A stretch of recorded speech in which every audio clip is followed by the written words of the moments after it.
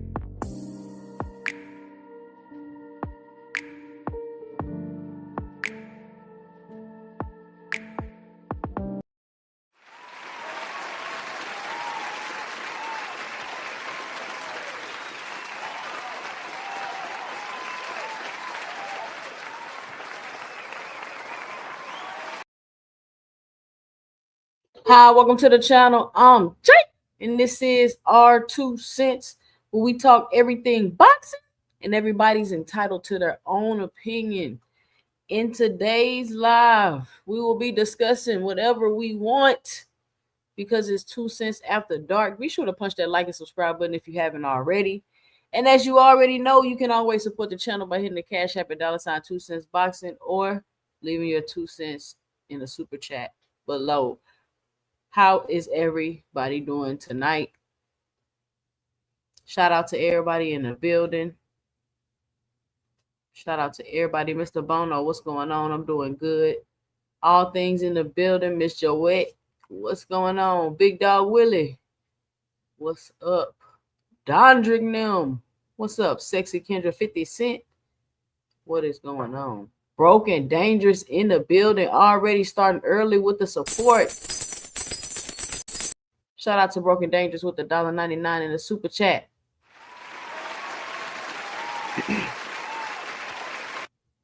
Well, for those of you that are new here or for those of you that are listening and this is your first time listening to a 2 Cents After Dark, the way it works over here on 2 Cents After Dark is it's pretty much open discussion. We start the conversation off boxing. Sometimes the conversation stays on boxing. Sometimes the conversation goes wherever it goes, right? We just make sure we keep it respectful. We respect other people's opinions.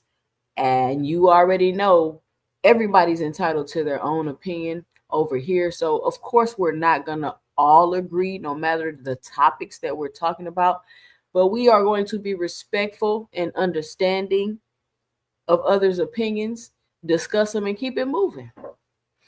Keep it moving. We're not going to threaten the beat, shoot, do all this stuff because we all over the United States. Hell, we international over here. 2 Cents Boxing is international. I got people in the UK that be listening. So we all over the place. It ain't no need to be threatening and all of this stuff and yelling and snotting.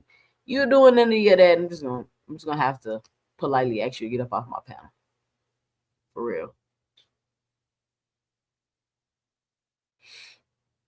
Waiting on the Bud Buddies to pull up. Oh, too rich, Mr. I respect the belts. He said if Terence Crawford is Robert Ory, then Tank must be Spud Webb. Who talking about Tank?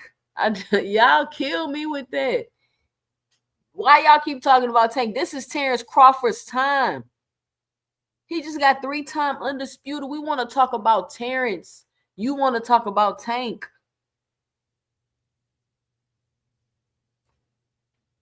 How many rings Robert Ory got, y'all?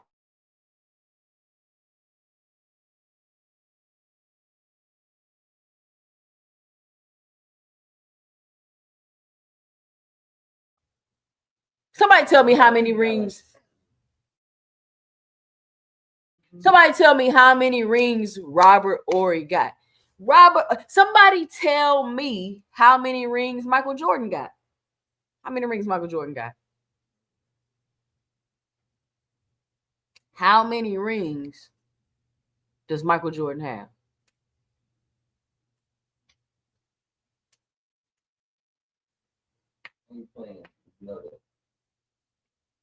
So y'all telling me, hold on, let me get this straight. Y'all, let me get this straight. Michael Jordan got 6 rings and Robert Ory got 7. So why is Robert Ory not the GOAT? Why is he not the GOAT over Michael Jordan? He got more rings than Michael Jordan. Why is he not the GOAT over Michael Jordan? Somebody tell me. The man got 7 rings. You know what that mean? That mean they want Robert Ory on their team. I'll be watching the playoffs like, when the hell did Robert Ory get on their team? He don't even play the game. They put Robert Ory in the last 5 seconds of the game.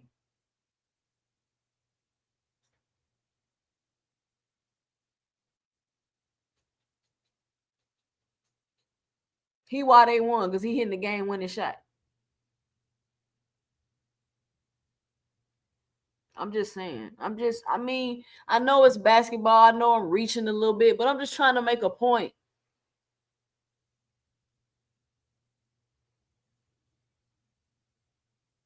I'm just trying to illustrate a point. Let me say, I'm just trying to illustrate a point. Robert Ory got more rings than Michael Jordan.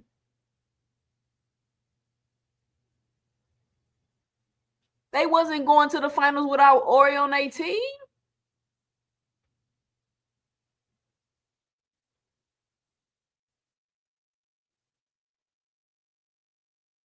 So you telling me Robert Ory got older, somehow found his way on these teams that's going to the finals,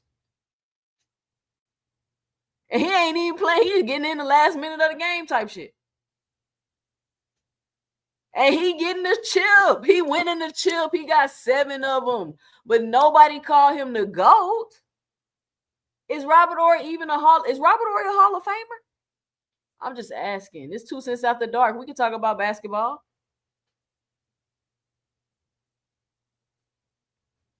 Y'all make sure y'all punch that like button. It's a subscribe if you haven't already.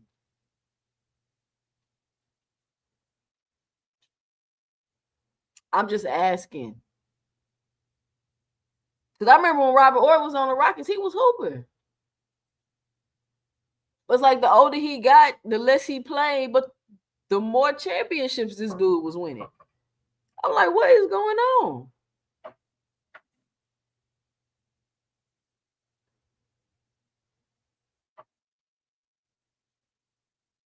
I'm like, what is going on? Talk about lucky.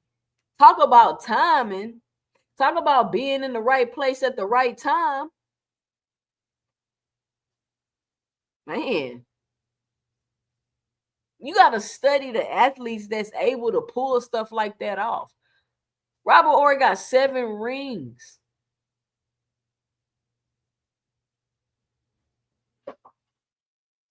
More than Michael Jordan. Too rich, but Crawford is the best boxer in the business. Is he? Is he the best boxer in the business?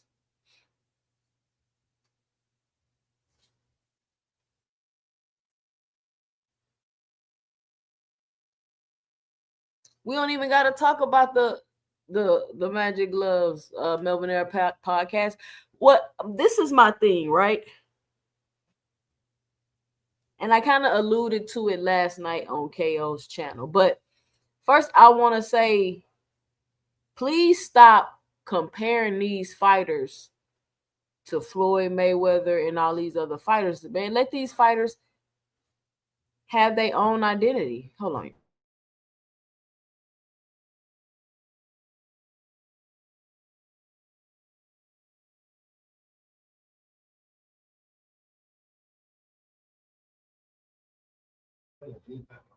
So I keep telling y'all, right? Every time a fighter do something, you Floyd Mayweather, listen, let these fighters please have their own identities. I don't know why y'all will not let these fighters have their own identity. It's no comparison Bud to Floyd. Bud will never surpass Floyd. He'll never do it. He'll never surpass Floyd at what Floyd did. He'll never do it. He won't. Like, let's just cut it out.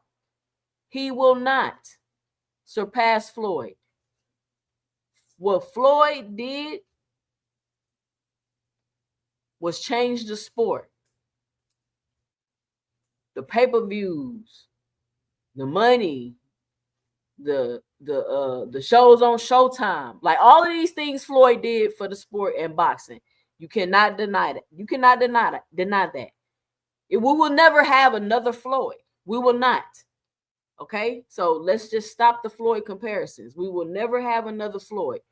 Terence Crawford did not do anything nowhere near. He can't hold a match to Floyd Mayweather. He cannot. So just stop that.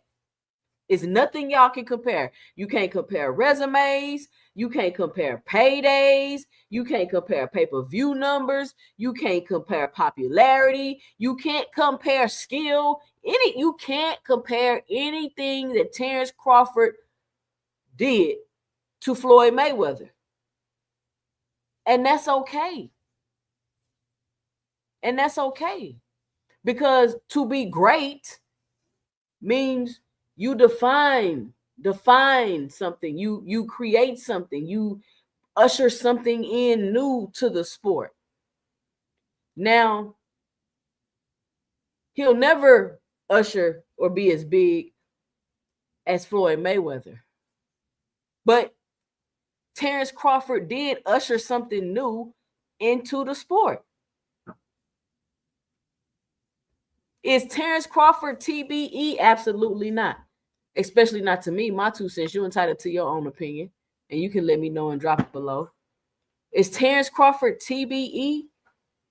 Because he got 3-time undisputed? Is Robert Ory the GOAT? Because he got 7 rings? Because he was at the right place at the right time? But this is my 2 cents. Y'all let me know and drop it below yours. But what Terence Crawford did is become the greatest legacy fighter we've ever seen. 3-time undisputed, 5-division champion. I mean, some people say he spanned across 7 weight classes. I don't know. That's a little bit of a reach to me because he didn't fight at 160.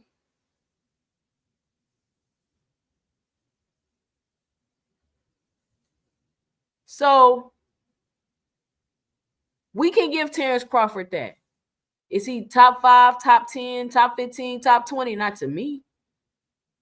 Not to me. But that's just my 2 cents because I don't base things off accolades. So I've been thinking about this, right? And I just been like, I really can't say he's the best ever. He's top 5, top 10. I can't really say that, but he did get 3 times undisputed, and he was a 5-division champion. So he's something. He's something. What is it? So I'm like, okay, he's the greatest legacy fighter we've ever seen. We've never had anybody accomplish the things that Terence Crawford accomplished. Nobody, no male fighter has ever been 3-time undisputed 5-division champion.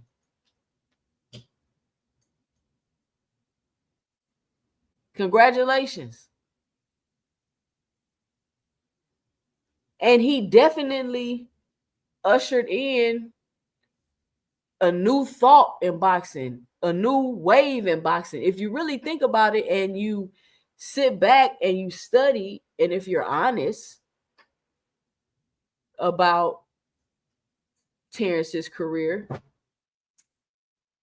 the way he was able to maneuver and move and get his guaranteed money and end up at the top, on top with a Canelo fight in a stadium, it needs to be studied. And what you're going to notice in the future is you're going to start having fighters that start moving the same way. Most money, less risk, wait for the big fights. Because if you look at it, that's what Terence did, really.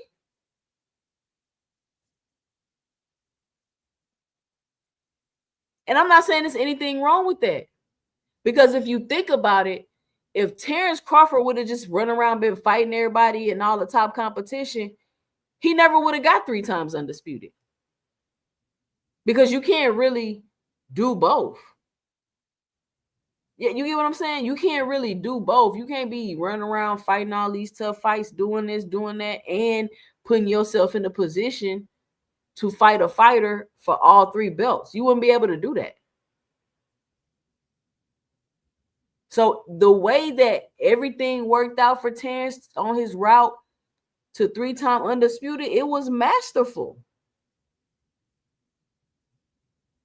It was masterful. And I'm not even going to bring up the snag. I'm not going to bring up the magic gloves. I'm not even going to bring up any of that right now because that's irrelevant to the point that I'm making of being at the right place, being at the right time,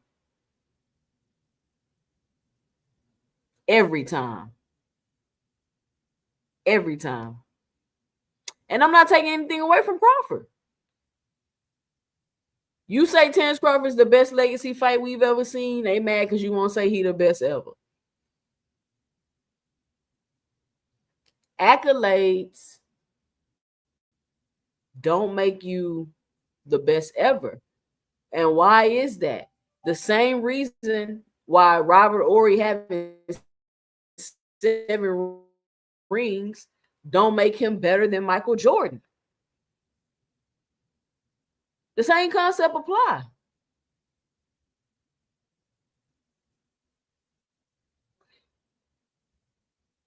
And we're in an era now, which I believe, honestly, that I don't think any of these fighters would ever be, quote unquote, the best ever because I just don't think the competition really is there. It's like you got elite fighters and then there's such a huge drop off to the other fighters, in my opinion. So I don't think it's not like I just feel like Crawford ain't going to be the best ever. I don't feel like any of these fighters right now will be the best ever. So what do you go to next if you don't have the competition to determine who's quote unquote the best. You go to the accolades. You go to the accolades. So people want to say, oh, Terence Crawford is the best of this era. Okay, I don't disagree. He got the accolades. If you're going by accolades, boom, that's you absolutely right. You absolutely right. If you're going by the accolades. But like I always say, the accolades are political. You got to be with the right promotional company. You got to do that. It's not like this thing is a qualifying sport where everything is just dot, pop, pop, pop, pop, and it's just lined up. It's not like that. It's so much more shit that goes into this stuff. And honestly, Terence Crawford being able to get 3 times undisputed in 3 different weight classes is not easy to do, especially the way he did it. The patience, the timing, the preparation, the capping. I mean, he did a lot. I'm not saying none of it's bad. I mean, it's boxing. You got to do what you got to do. The misdirection, all of it. Masterful. Like, he has a great team. He has to.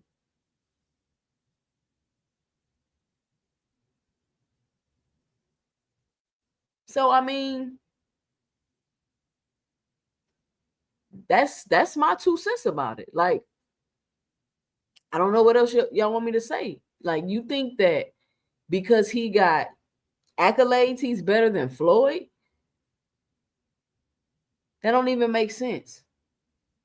When you can name how many classic fights with Floyd, how many, you know what I'm saying? Like, Bud making 50 million, 20 million, or whatever he just made, or whatever he made, to Floyd making that is 2 completely different things. And why is that? Because Floyd generated that money. He built his fan base. He built his following in a time where we didn't even have social media. People paid to see Floyd win or lose, whatever reason you were there for. He had 4 million people paid to see him fight Manny Pacquiao. Pay-per-view. And that's why there's such a huge difference there. And that's why when people want to compare Floyd to people, or Floyd to Bud, or Floyd to Shakur, and all this shit, like it's asinine. Don't make no sense. They're nowhere near each other in anything.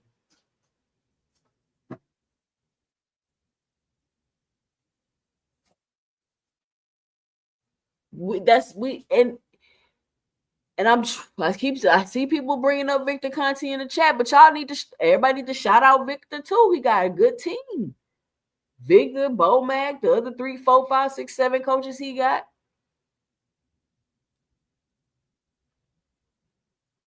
He got a great team.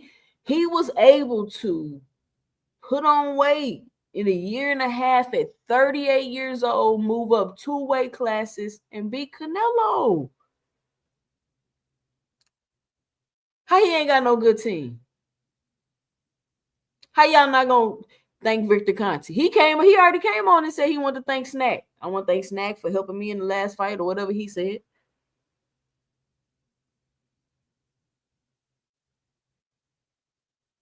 So, I mean, this is my 2 cents. Y'all can have whatever opinion y'all want, but I'm just telling y'all. Robert Horry got 7 rings. Y'all told me Robert Horry had 7 rings and Michael Jordan had 6. But nobody says Robert Horry is the GOAT. Nobody says that. And Robert Horry was always in the right place at the right time. I'll be like, how the hell? When did Robert Horry get on their team?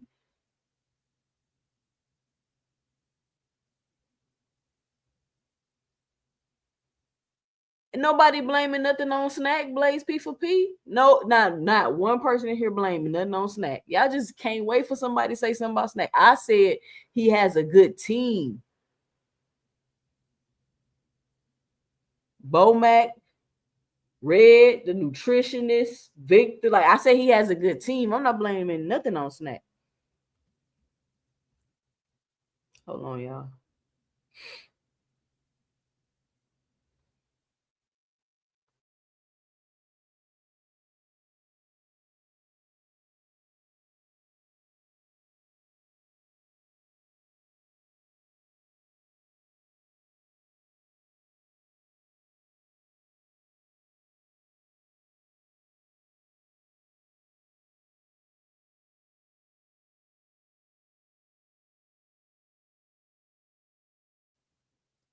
What up, upper echelon in the building?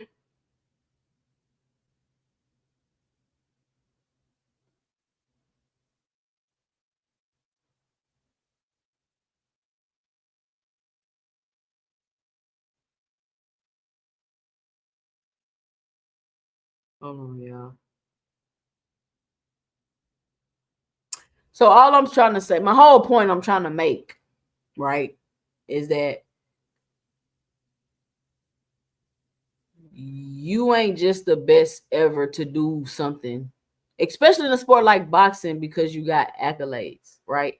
I'm not saying it don't mean nothing. I just gave Bud his flowers. He's the best legacy fighter we've ever seen. He's accomplished what no other man in boxing has accomplished before. Cool. But when I look at it as a whole totality and how things transpired, my whole point I'm trying to make is just like how Mayweather ushered in some new shit to boxing and changed some things, Crawford ushered in some new shit to boxing too and changed some things. Fighting for the most money with the least risk, preserving yourself, waiting for the big fight.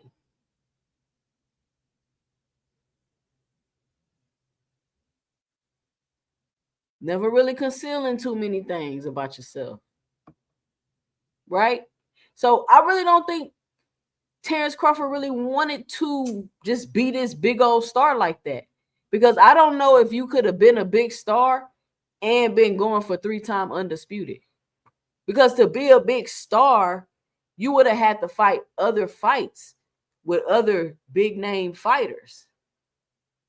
And that's not really what he was trying to do if you really just pay attention. And it's cool because he focused on what he wanted to do. He wanted to have undisputed in all those divisions. So I'm not holding Terence Crawford to something he didn't say his goals was. I'm not like, oh, he should have been trying to make. Listen, he wanted to be undisputed. He did that.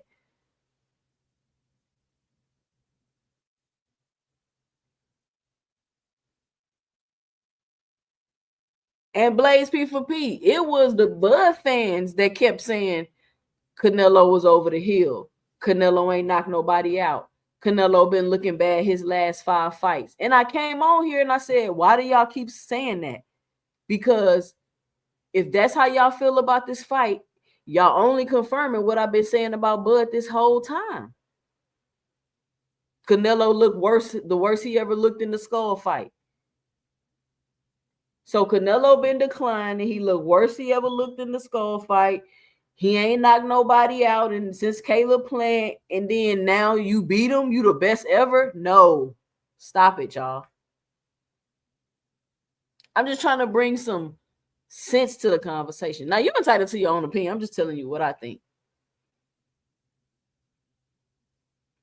I'm just telling you what I think. But shout out to Bud, right?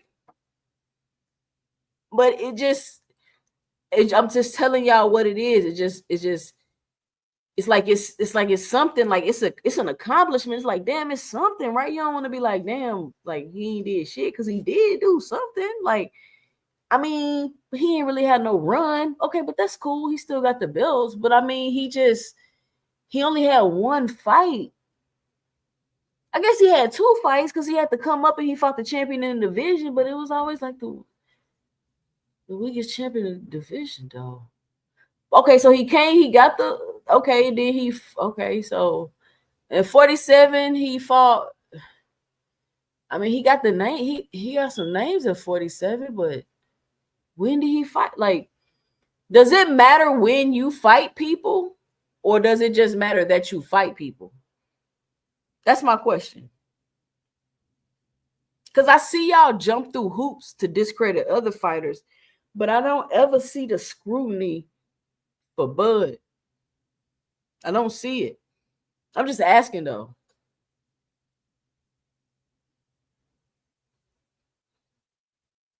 No, y'all was saying that Canelo was nobody before he fought. Too rich. We not finna do this because I seen Bud buddies bashing Canelo constantly to the point where I was saying, damn, they act like Canelo can't fight. They acting like Canelo just undisputed for no reason. Why are they doing Canelo like that? Why they acting like Canelo nobody?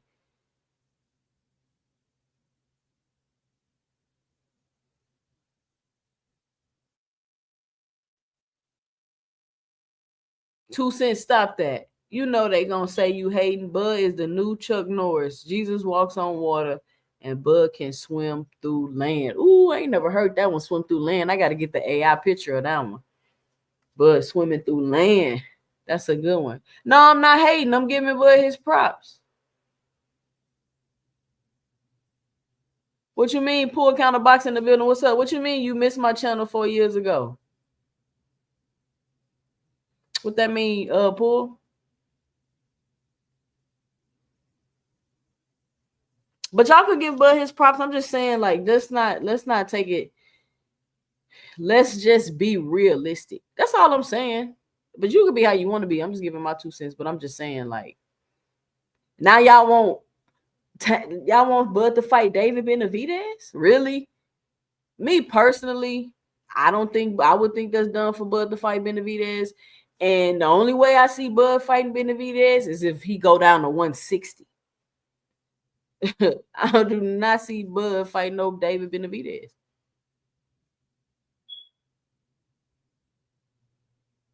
But if you want to fight David Benavidez, shit, I'll watch it. I'll watch it. And no, I don't think Bud will beat David Benavidez. So we'll just have to see. Especially if they fight. Well, I don't even know, because if he come down to 168, he still might be, you know what I'm saying? He still might be drained. But I don't want to see fighters coming down. Like, I don't want to see Chris Eubank and Conor Benn again. That fight was terrible to me. I mean, I know the fans were like, oh, it was a good fight because they was in there scrapping, but Conor Benn was too small. Chris Eubank was weight drained. Chris Eubank looked like he barely could stand up. Conor Benn getting beat up by a nigga that looked like he drunk and barely take a punch. Like, it was not a good fight. But I guess the casuals like it. What's up, the Brotherhood Sports? He say Bud needs to fight a boxer like Laura. Stop cherry picking flat-footed fighters. I ain't even go there, Brotherhood. I'm not going there. I'm trying to give Bud his flowers. I'm trying to get a man his flowers. I'm not gonna call him Jordan. He ain't the Jordan. He ain't the Jordan. Bud is the Robert Horry of boxing. He at the right place at the right time, and he's still the ship. I'm not taking away from his skill and nothing like that. I'm not saying that like in a derogatory way. I'm saying he was very smart in the way he moved in his career. He was very great at knowing when to fight people. It was impeccable. We ain't never seen nothing like this.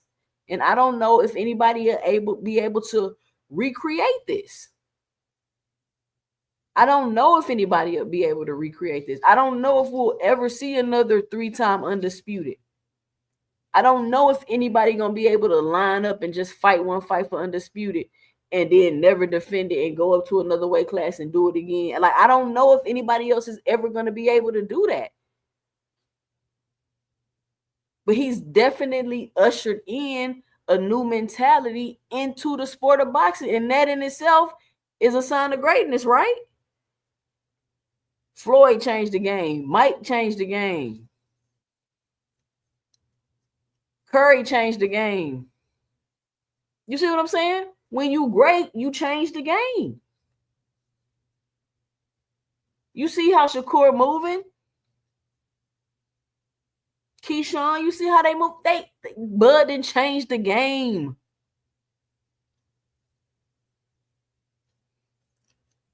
Poor kind of say he gonna be 4-time undisputed if he go to 60.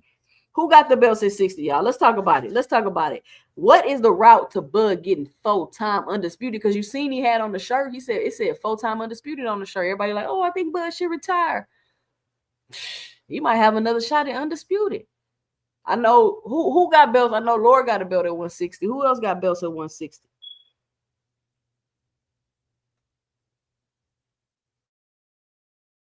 Janabek, Laura, and Adamas. Now, I think I heard a little whisper of him, something about Janabek. Did y'all hear that?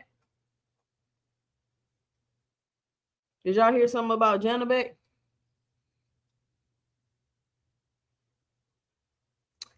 Adamas. What y'all think about Bud and Adamas at 60? Jupe in the building. What up, Jupe? Hold on, y'all.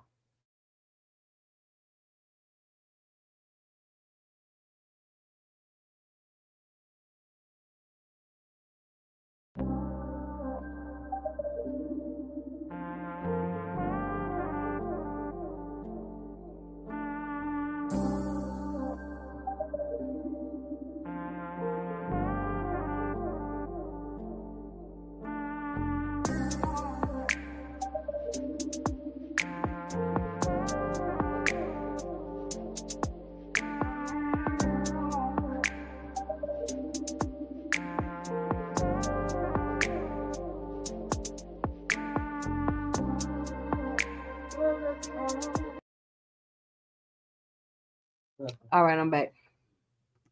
So let me see what y'all saying in these comment sections. Let me check out the comments.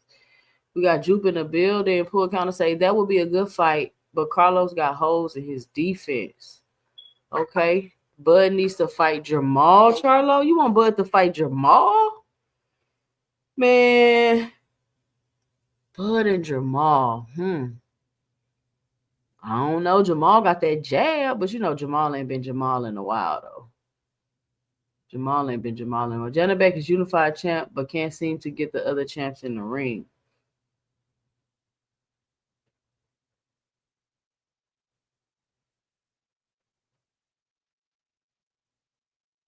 EJ gonna come back at 160 and run that rematch.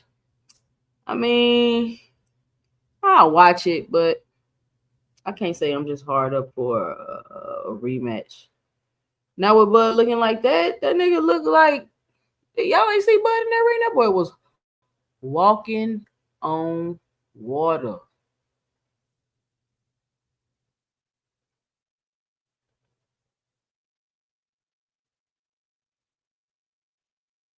Let me see. If Spence or Canelo ain't involved and nobody is checking for Bud, I mean, I'm just saying, like, I don't know. I don't understand why Bud got so much support on YouTube, but was getting booed like a motherfucker at that fight. Where was y'all at? I know Blaze P4P was in the building.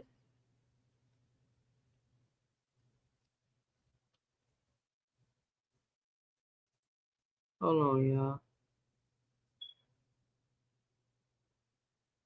Wait. Let me see what else y'all saying in this conversation. We're not even talking about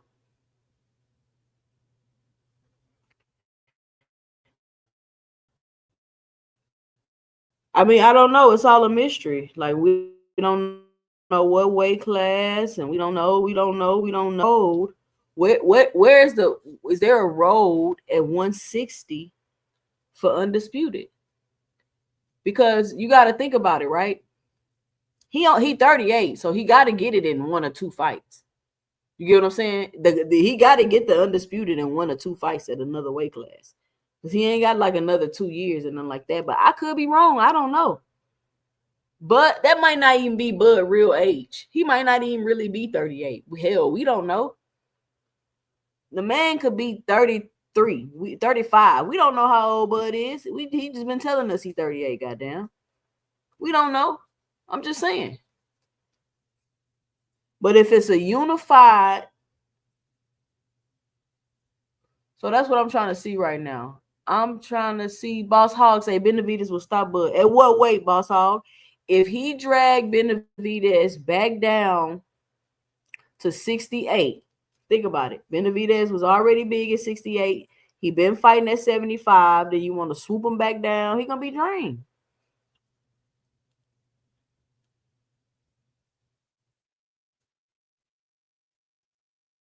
He gonna be drained.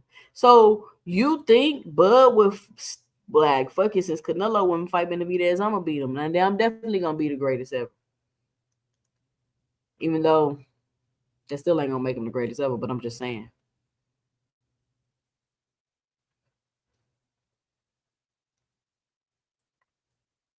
But I know he ain't fighting nobody without no advantage. I'm gonna tell you that. I'm gonna tell you that for sure. No matter what weight class he fighting at. And y'all can't say I'm lying because that's a fact. Let me drop this link. 2 cents after dark. Come on up here and chit chat.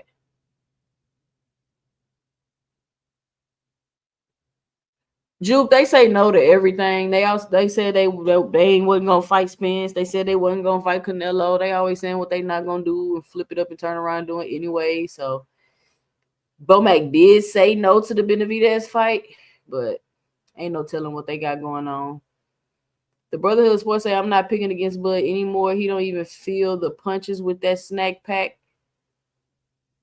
Shout out to Big Dog Willie with the $2 in the super chat. He says, why Tankamaniacs and Spence fans hate no Bud? Big Dog Willie, can you please tell me how I'm hating on Bud when I'm giving the man his flowers? I said he is the best legacy fighter we've ever seen. I'm up here giving the man his flowers. I am giving credit to how he was able to move and get in position to get the undisputed fights in one fight in 3 different divisions. Where's the hate? Tell me where the hate is. I'm pointing out the fact that he ushered in a whole new mentality into the sport of boxing. Ain't that what the greats do? Are you telling me I'm hating?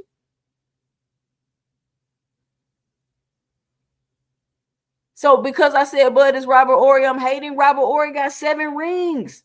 What is wrong with y'all? The man got 7 rings. How am I hating? How does Robert Horry got 7 rings? Because he was always in the right place at the right time. Did he not get those rings older later in his career? How is that hating? Y'all cannot take a compliment. I swear.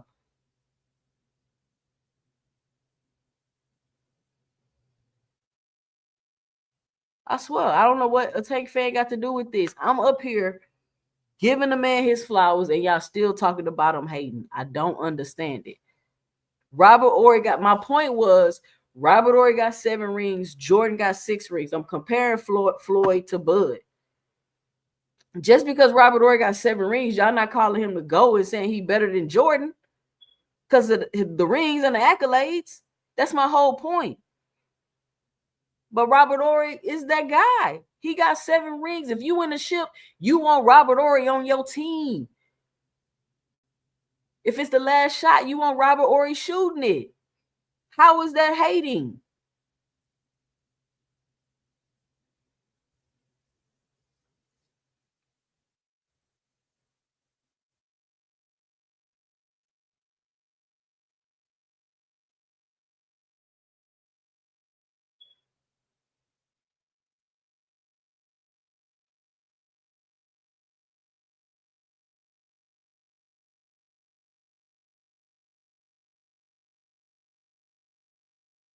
There go the link, y'all.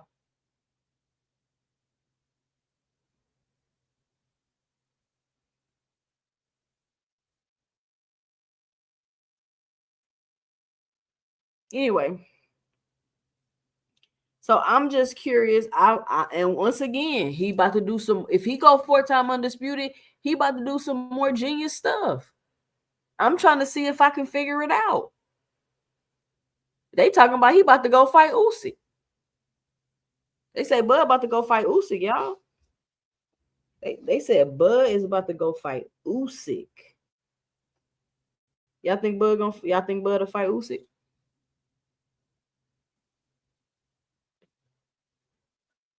We got pool counter boxing on the panel. What's good? We got 2 boxing cents. What's hacker happening? on the panel. What's up, 2 cents? What's up, Pool? What you got for the show? Oh shit, nothing much. I just stopped in to see what's going on. I'm kind of ready to move on and see what's next. You know what I'm saying? Because I done gave Bud all the praise I really want to give him. Facts. He did. He did. I went to manager Monty live. Man, that thing had me tripping. Man, I was like, that man is crazy. Oh my God, man, manager Monty is out his mind, bro. But snack works, bro. The man moved up. He stayed out for a year, put on the muscle, and he went out there and he looked like he'd been at 168 all his life.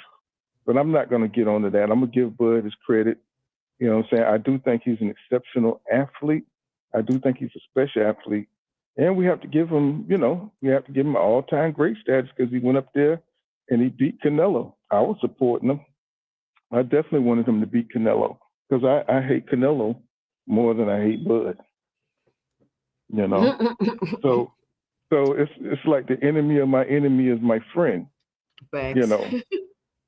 So I'm gonna keep it all the way real with you. I'm not gonna lie, but I think that Bud, I think he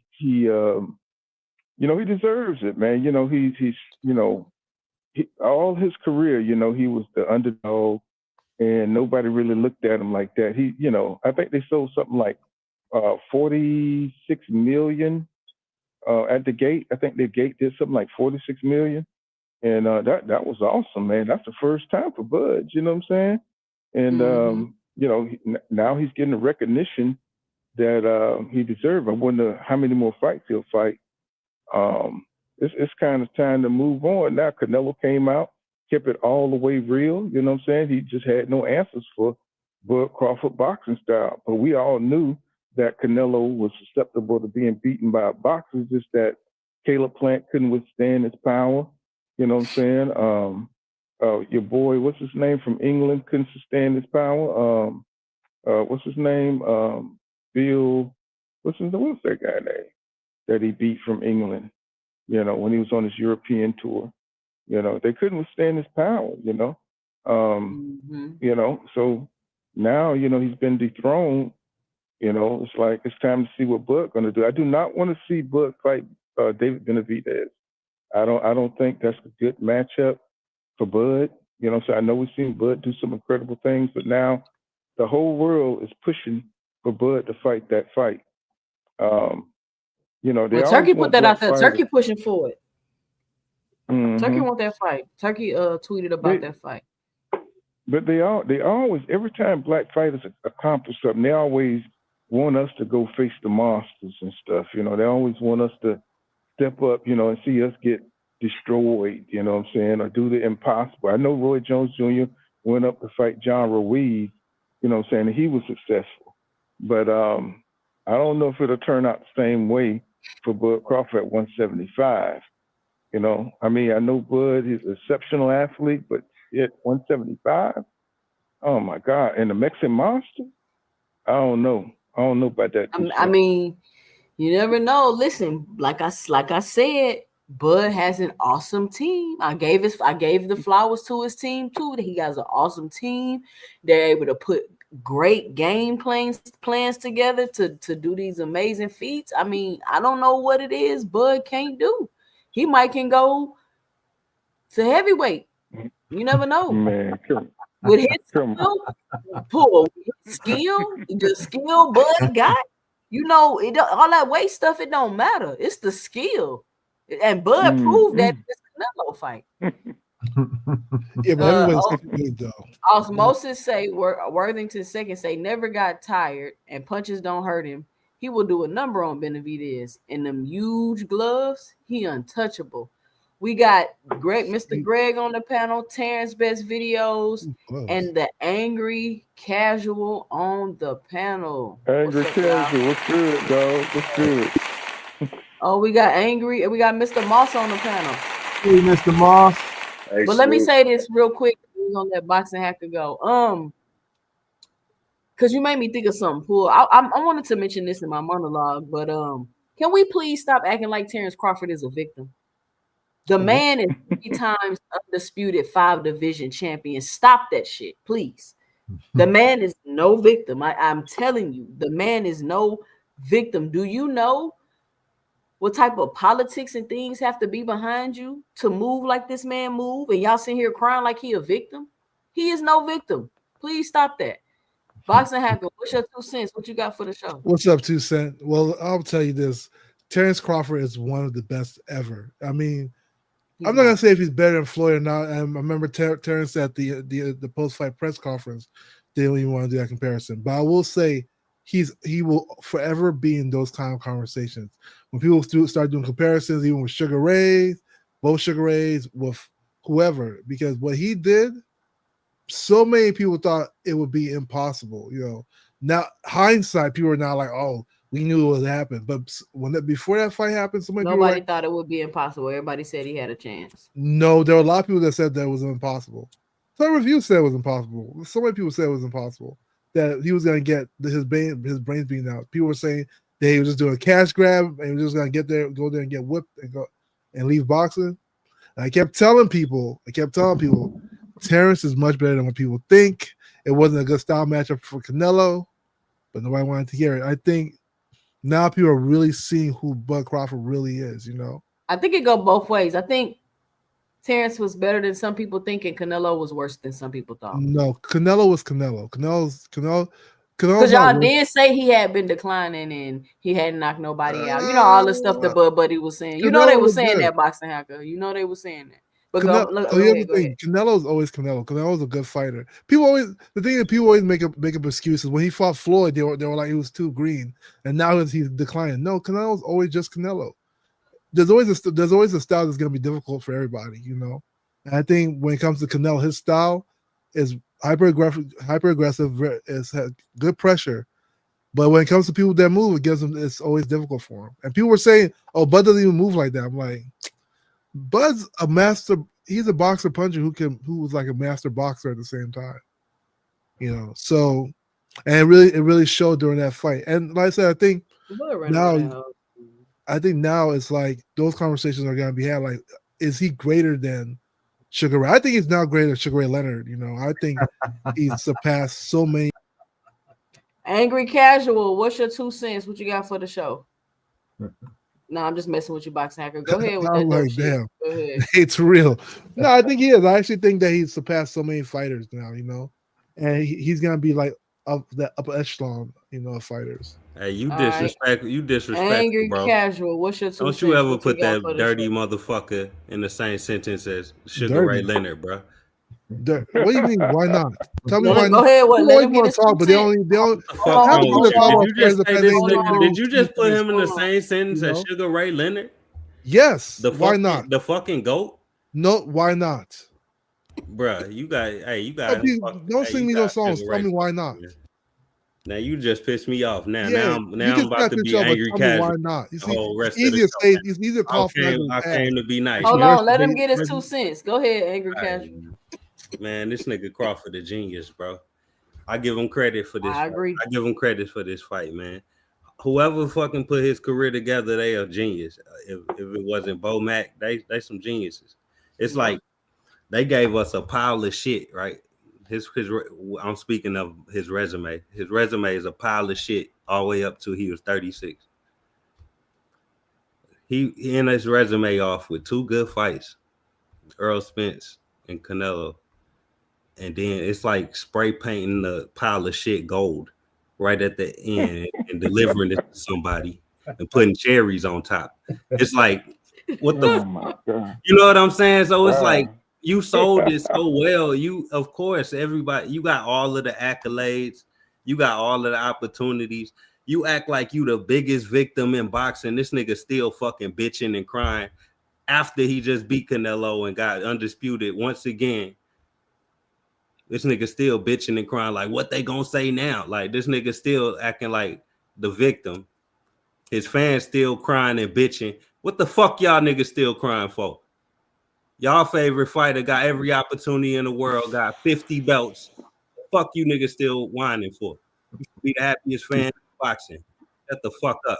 Let me get that out the way.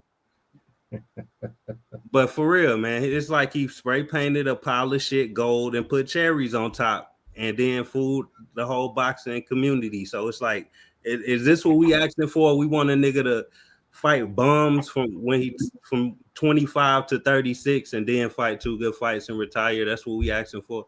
Nah, that's not what I want to see. Go look at Miguel Cotto resume compared to fucking Crawford's. He ain't get all the belts and opportunities Crawford got, but go look at Miguel Cotto resume, and you tell me Crawford is top 5 after you look at Miguel Cotto resume. What the fuck wrong with you niggas, man? Fuck wrong with you niggas, man? You putting this nigga in the top 5 for having 2 good fights? The fuck wrong with y'all, bro? The 2 good fights wasn't even good fights. It's active fighters right now that got better resumes than him. No, we'll put him top because he has 3 undisputed. Hold on, it's not your turn, boxing. He jumped. I'm done. I'm done, bro. I ain't got. He jumped from me. We put him there because he's 3 times undisputed. Bro, this nigga had the easiest route to the most accomplishments of all all time. He had the easiest route to get the most accomplishments out of any fighter that I've ever seen in my fucking life, bro. This shit is ridiculous. Remember that. I ain't never seen nobody get this many opportunities and play the victim their whole career. This shit is ridiculous, bro. This what y'all like. This what y'all want. I don't like this shit, bro. Yeah, you don't. I mean, you don't have to at least stop acting like the victim. That's all I'm saying. All right, hold on. Let me pass the mic to panel. Not open yet. My bad. Mr. Greg, what's your 2 cents? What you got for the show? Hey, good evening. I have never seen a fighter that evokes this much emotion than Terence Crawford has in the last 2-3 years. Everybody has something to say, good, bad, or different, and that's okay. That's going to be part of his legacy or part of his history when he finally starts fighting. That he caused so much emotion about what he did or didn't do. Today's fighter, this is how they're This is how they're moving now. No, I don't put him in the same category of Ray Leonard or Hagler and Hearns. It's a different era. The business moved a little differently. The fighters were moved a little differently. They had more opportunities to at least show their skills. Forget about the belts for a minute. Today's fighters fight much less than the fighters before them. After them or before them is where either way you want to look at. Fighters fight 1 or 2 times a year. They just, are going to move differently. So the business changes how we're going to have to see fights. Terence fought who was there to fight him. The way that his promoter, which was top rank at the time, that's the way they moved him. They moved him the way they did. So we got from him what Top Rank did until he finally left, and then he moved the way he did, but it was still very similar. So all the arguing and the fussing and the talking about what he did or didn't do is really meaningless. What he has accomplished is what has now been the subject of all this emotion, all this argument, what he is, what he isn't. So what? This is what we get now. Tell me anybody who's moving any differently, to be quite honest. It's just that some of the fighters today we like better, have better personalities, more exciting, have a little more compelling personalities, et cetera, et cetera. I like Terence. I'm a Terence Crawford fan. I like a lot of what he's done. I like a lot in terms of what he does in the ring. I don't like some of the stuff he does out of the ring, or maybe some of the things he says, and that's, warrants criticism and so forth. But I like what they have done. What they're going to do next is really What I'm interested in, what they're going to do next, because he's past 135, he's past 140. He did his work at 147. The 154, there's an argument for what actually happened. Don't really care about that. He made a big leap. What I do find interesting is that had been criticized for uh, ducking all the smoke down at 154. You can argue that, but then you jump up to a much higher weight class where there's a raging inferno, which is what Canelo was supposed to be.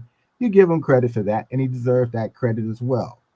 So going to greatest ever and TBE and all-time great is actually still too much of a leap, because now we have to figure out, how do you measure that in today's boxing climate? You can't use the things from the past.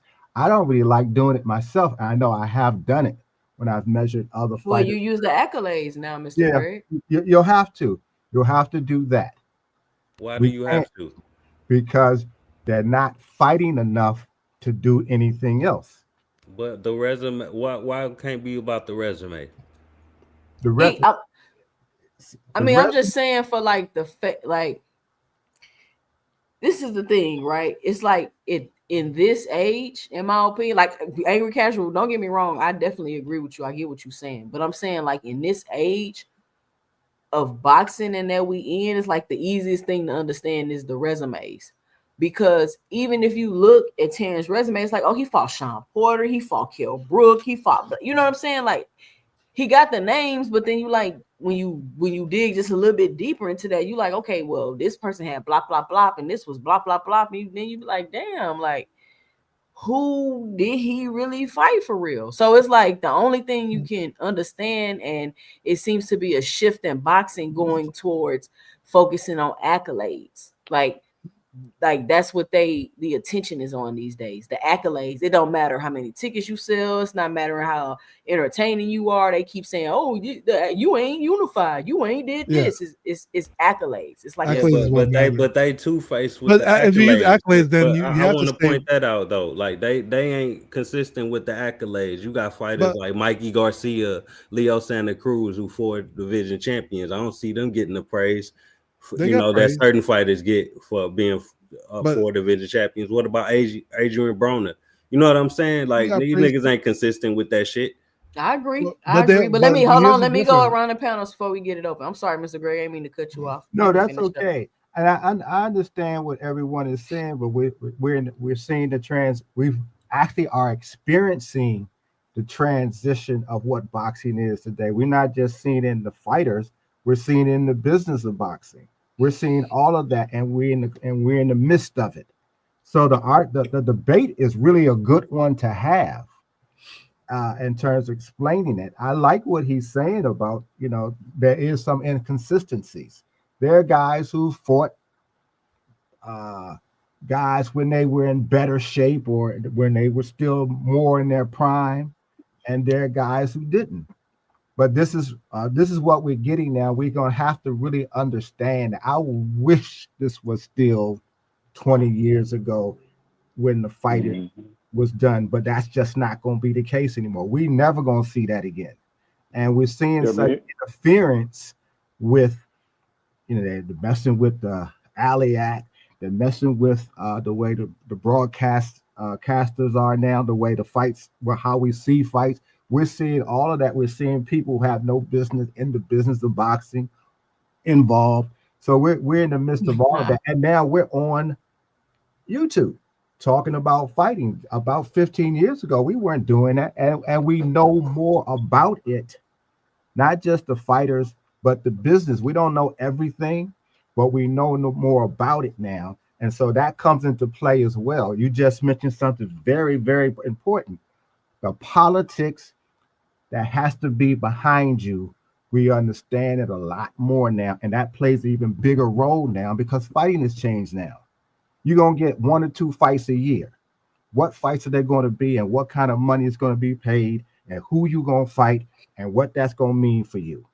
All of Well, that is part of what's happening now, and we the talking more money they make, the less they're gonna fight because exactly because they don't and see. that's why TKO trying to pay them less money so they can fight more. Yeah, they trying to do that, but fighters have seen what has happened to the guys who did more fighting. They don't want to do that, and they probably not going to. They are still going to keep have their people position them to get the biggest fight available in the easiest way. The wear and tear on your body, because you get old regardless. All of us get old. So I don't want to be. I mean, Terrence is in a situation. To me, you're almost 38 years old, and maybe in the last 3 or 4 years, you've just getting these really big fights. It's great that you're able to do it because you do have less wear and tear on your body. Wear and tear on your body don't just come from the fights you have, but it also comes with what you do in the gym and how you take care of yourself. And some fighters are better than that and can be better than that because they don't have to fight as much anymore. So we're looking at all of this at one time. So nobody is actually wrong, but I think we cannot, in my opinion, again, we can't compare the day's fighters with yesterday's fighters and be really fair about it. We can use them as reference points, but we can't compare them.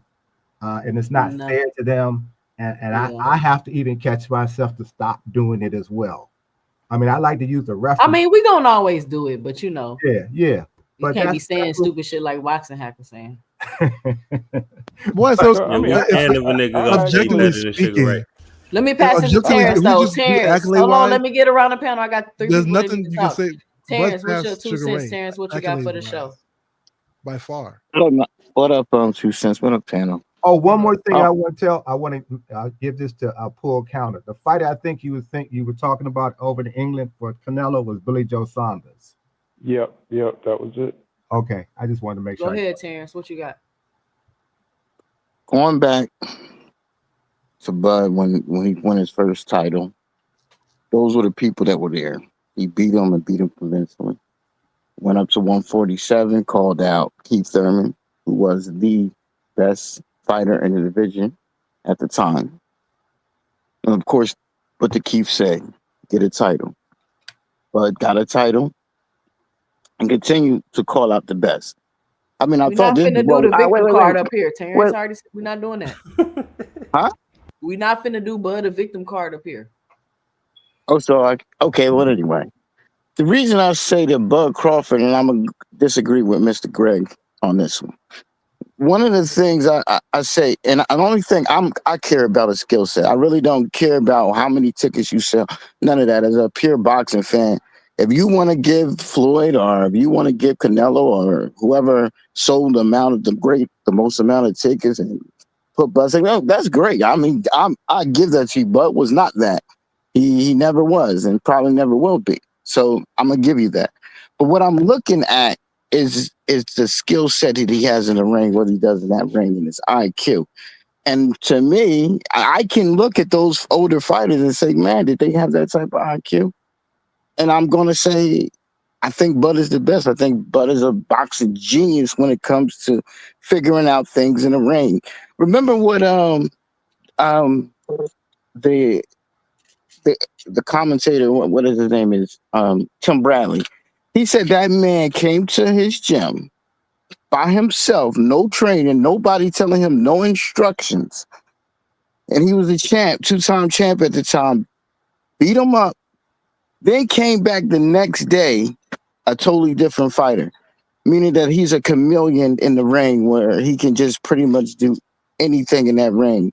So while y'all hate him, and while y'all can hate and say he's a Robert Ory, which doesn't make any sense because it's a team sport and this is a one-on-one sport, you tell me the one-on-one person that can beat him.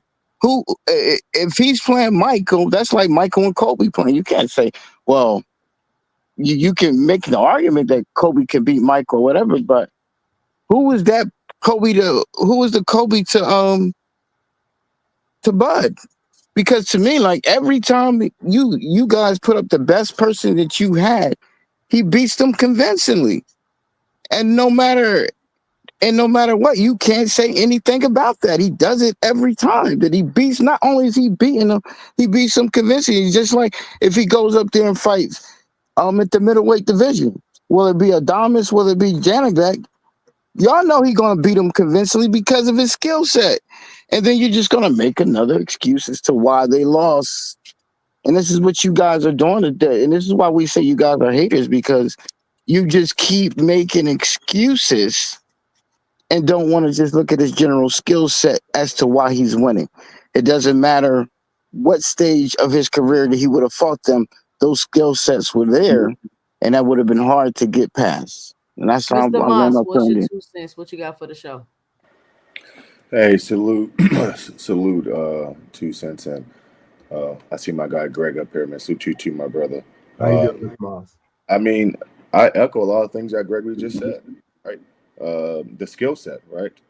We can rip apart, we can nitpick everybody's resume, right? I agree. Bud doesn't say that some of the smartest things outside the ring, but for me as a boxing fan of Pierce, that's not the measuring stick. I can care less what you say outside the ring. I'm judging strictly on boxing within the square circle, and the skill set is what we should be focusing on. He's nowhere near no Robert Ory. Like, I mean, what? Like, he's a Kobe or MJ. I mean, he ain't no role player. Robert Ory's a role player. Like, Terence Crawford is a star boxer. He ain't no role player who's just tagging along and hit some open threes here and there. No. Terence Crawford is a lead dog. And so, yeah, I mean, I totally disagree with that comparison. There's a lot of people, Gregory, and Terrence, who go along and get along, right? They want to be part of cliques and groups on YouTube, and they want to not like Bud, but they call themselves pure boxing fans, but then they ignore the skill set, right? And so these same people who are mad about Terrence today, these are the same folks who probably picked Canelo to beat him. I saw the videos on YouTube. There are tons of them. And now they playing Monday morning quarterback. Let's just judge the skill set. Let's give praise where praise is due. Is he the best ever? No. Does he deserve to be mentioned with the best ever in that conversation? Absolutely, he does. He's the best fighter of this generation. Listen, like it or not, like Floyd said before he fought Andre Berto, I can fight. And guess what? Terence Crawford can fight.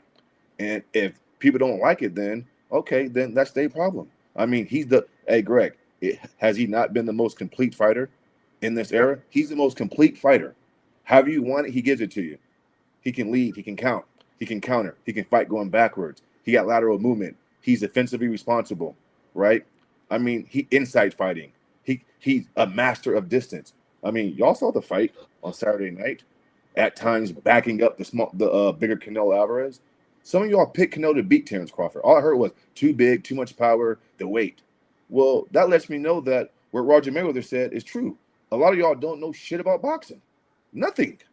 If you think the only attribute is weight and hard punches, then you lost me right there, right? Skills pays the bills in the sport of boxing. And so that's all I'm I got. telling you, Bud can go to heavyweight. I hear you, Mr. He Moss. go to heavyweight 2 cents. But why is he being asked to do that though? I mean, isn't that kind of unfair? Even That's his fans asking No, him to do that. Super Bud.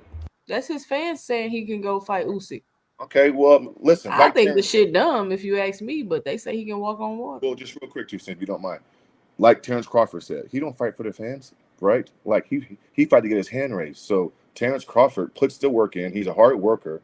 Like, why are we not appreciating his hard work and his skill set? Like, isn't that what we should be focusing on?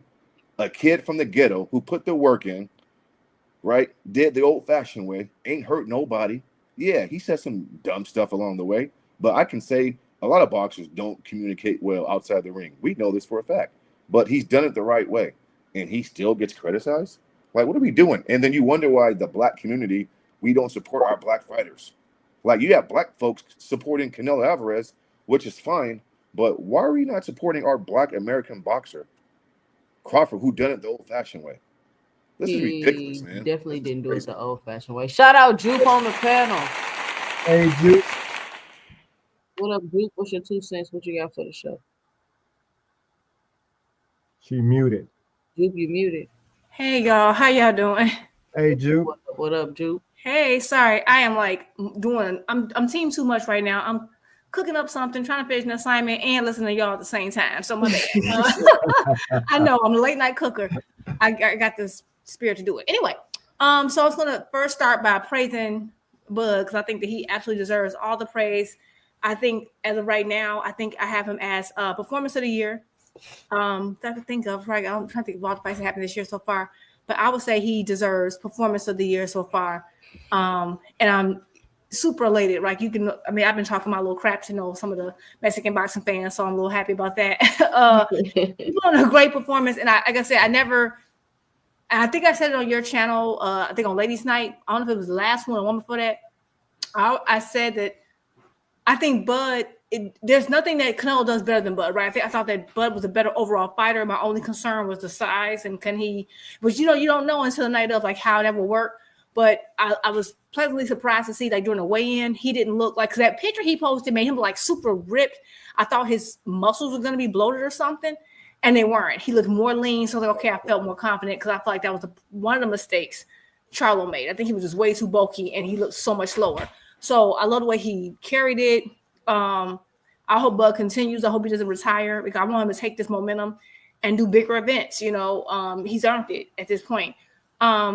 I think he absolutely is in conversation for the best of this era. Like that's no doubt. Mm-hmm. I have no problem with that 100%. And I'm going to piggyback of a little of everything because I heard a lot. Y'all are cooking a lot. I would say when it comes to like comparing him to other eras and all that, and like, they fight different. No, they fight differently than in the past. I don't think the 2 fights a year thing is a problem because we've kind of had that for a decade or two now. I don't think that's a problem. I think that that's fine, and I think that when it comes to this is how it is.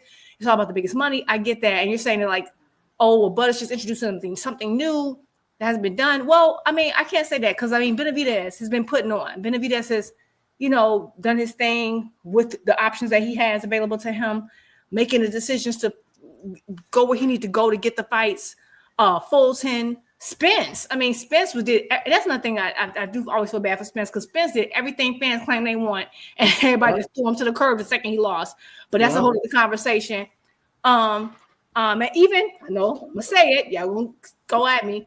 Even Tank, like we can say, he didn't fight with who he wanted, but I mean, apparently he did because now everybody he fought, everybody wants to fight, right? Now they're the guys everybody to go after. So up until this point with this Jake Paul stuff, which is trash. Anyway, so I think that's one conversation, but I cannot say like when it come out all time, and I get it. We're not talking about sales. We're talking about what I see in the ring.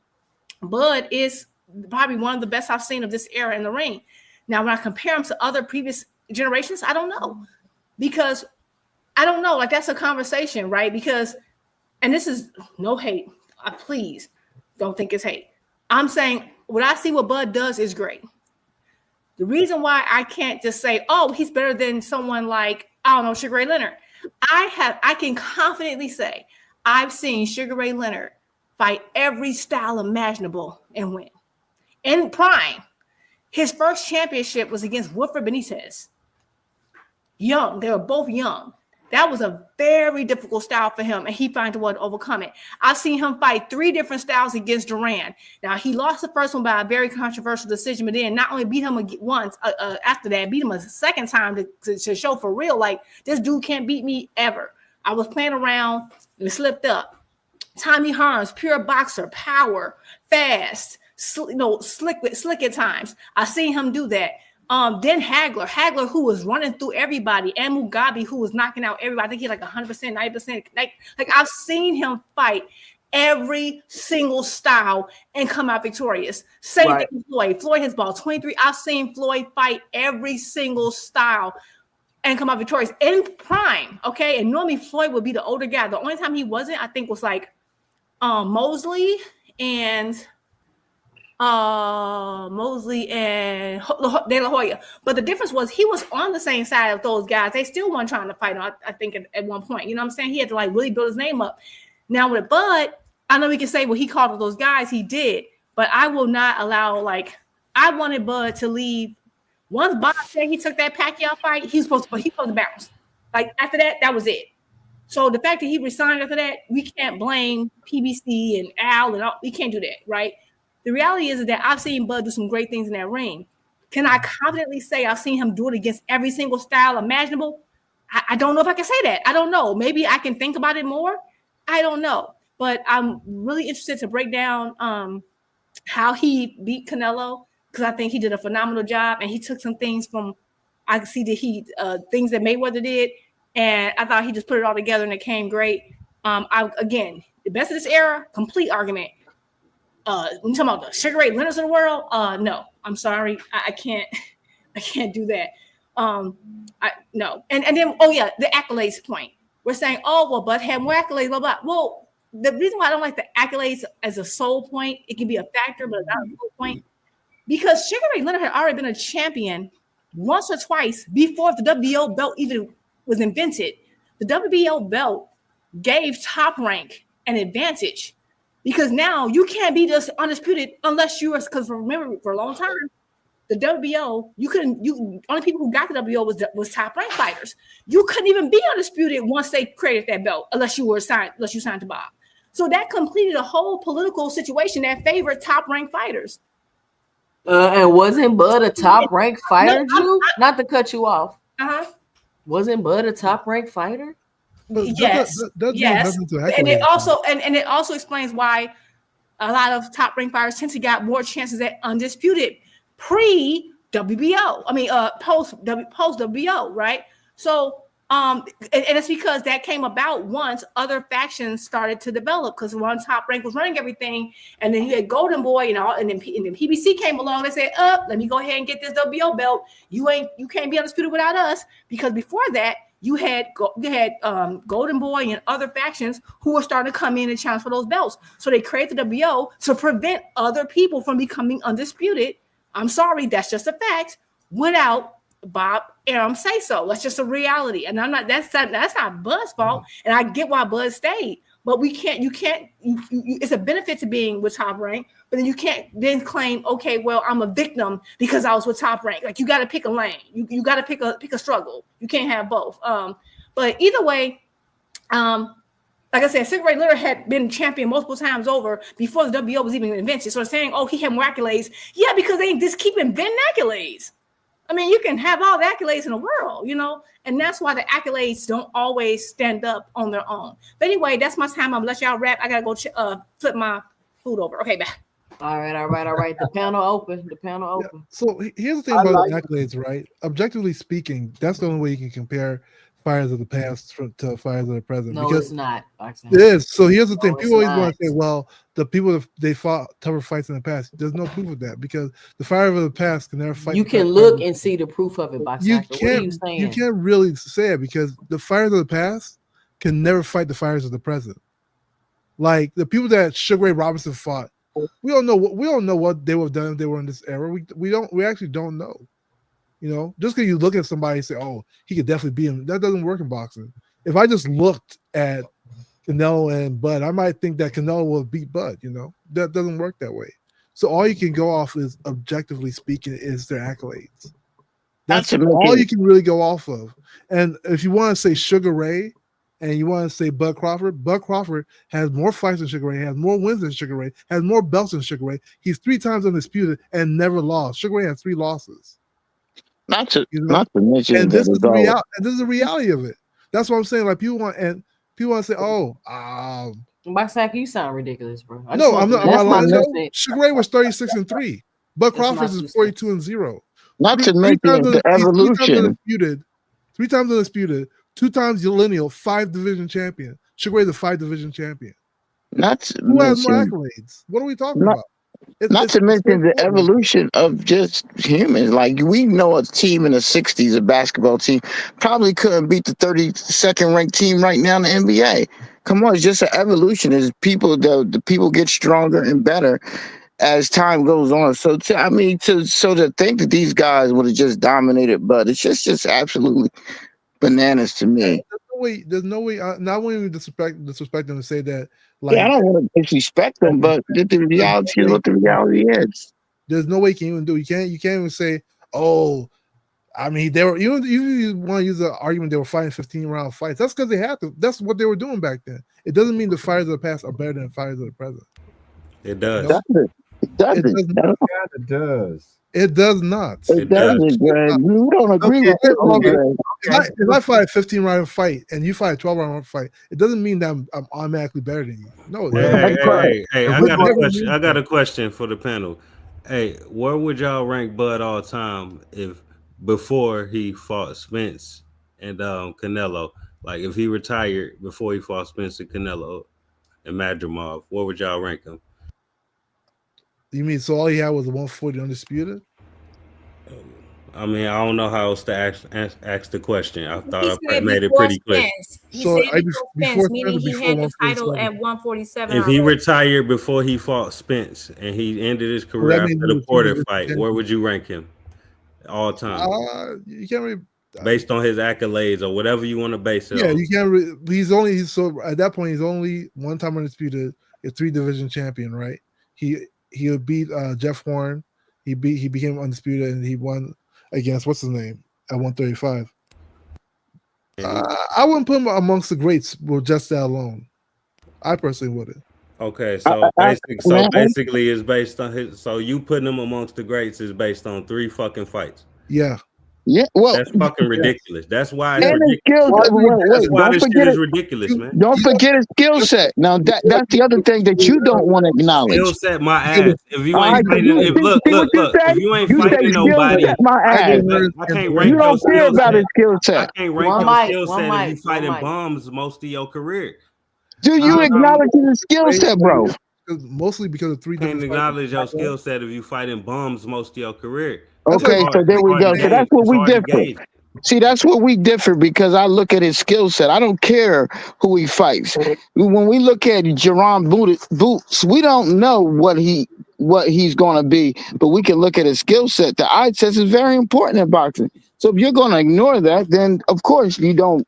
You're never going to give him his props. Hey, you're not. real quick. So first of all, y'all got Usyk fucked up. First of all, man, he not even better than Usyk.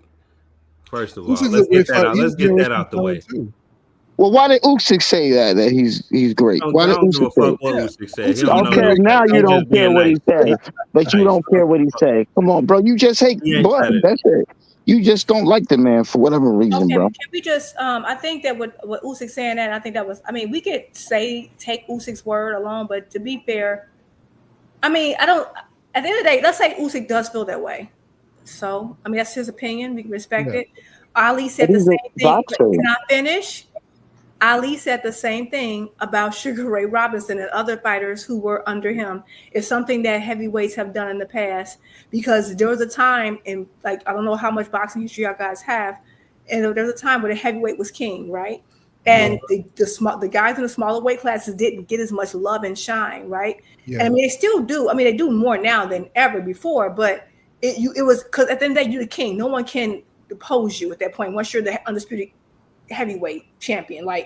You can say whatever, it don't matter. It ain't like they can beat you or whoop you, so it don't even matter. So you are always going to be gracious, and that's something that Ali said about Sugar Leonard, which led to the pound for pound list, right?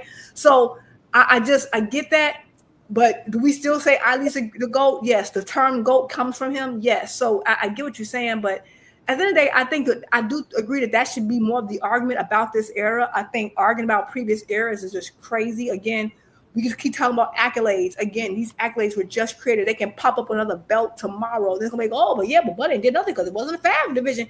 And remember, everything that you're discrediting past champions, someone's going to do it to Bud in a couple of years. So I don't want to do is let's not be so quick to just discredit. I get the skill set. He's very skilled. Again, I keep saying, I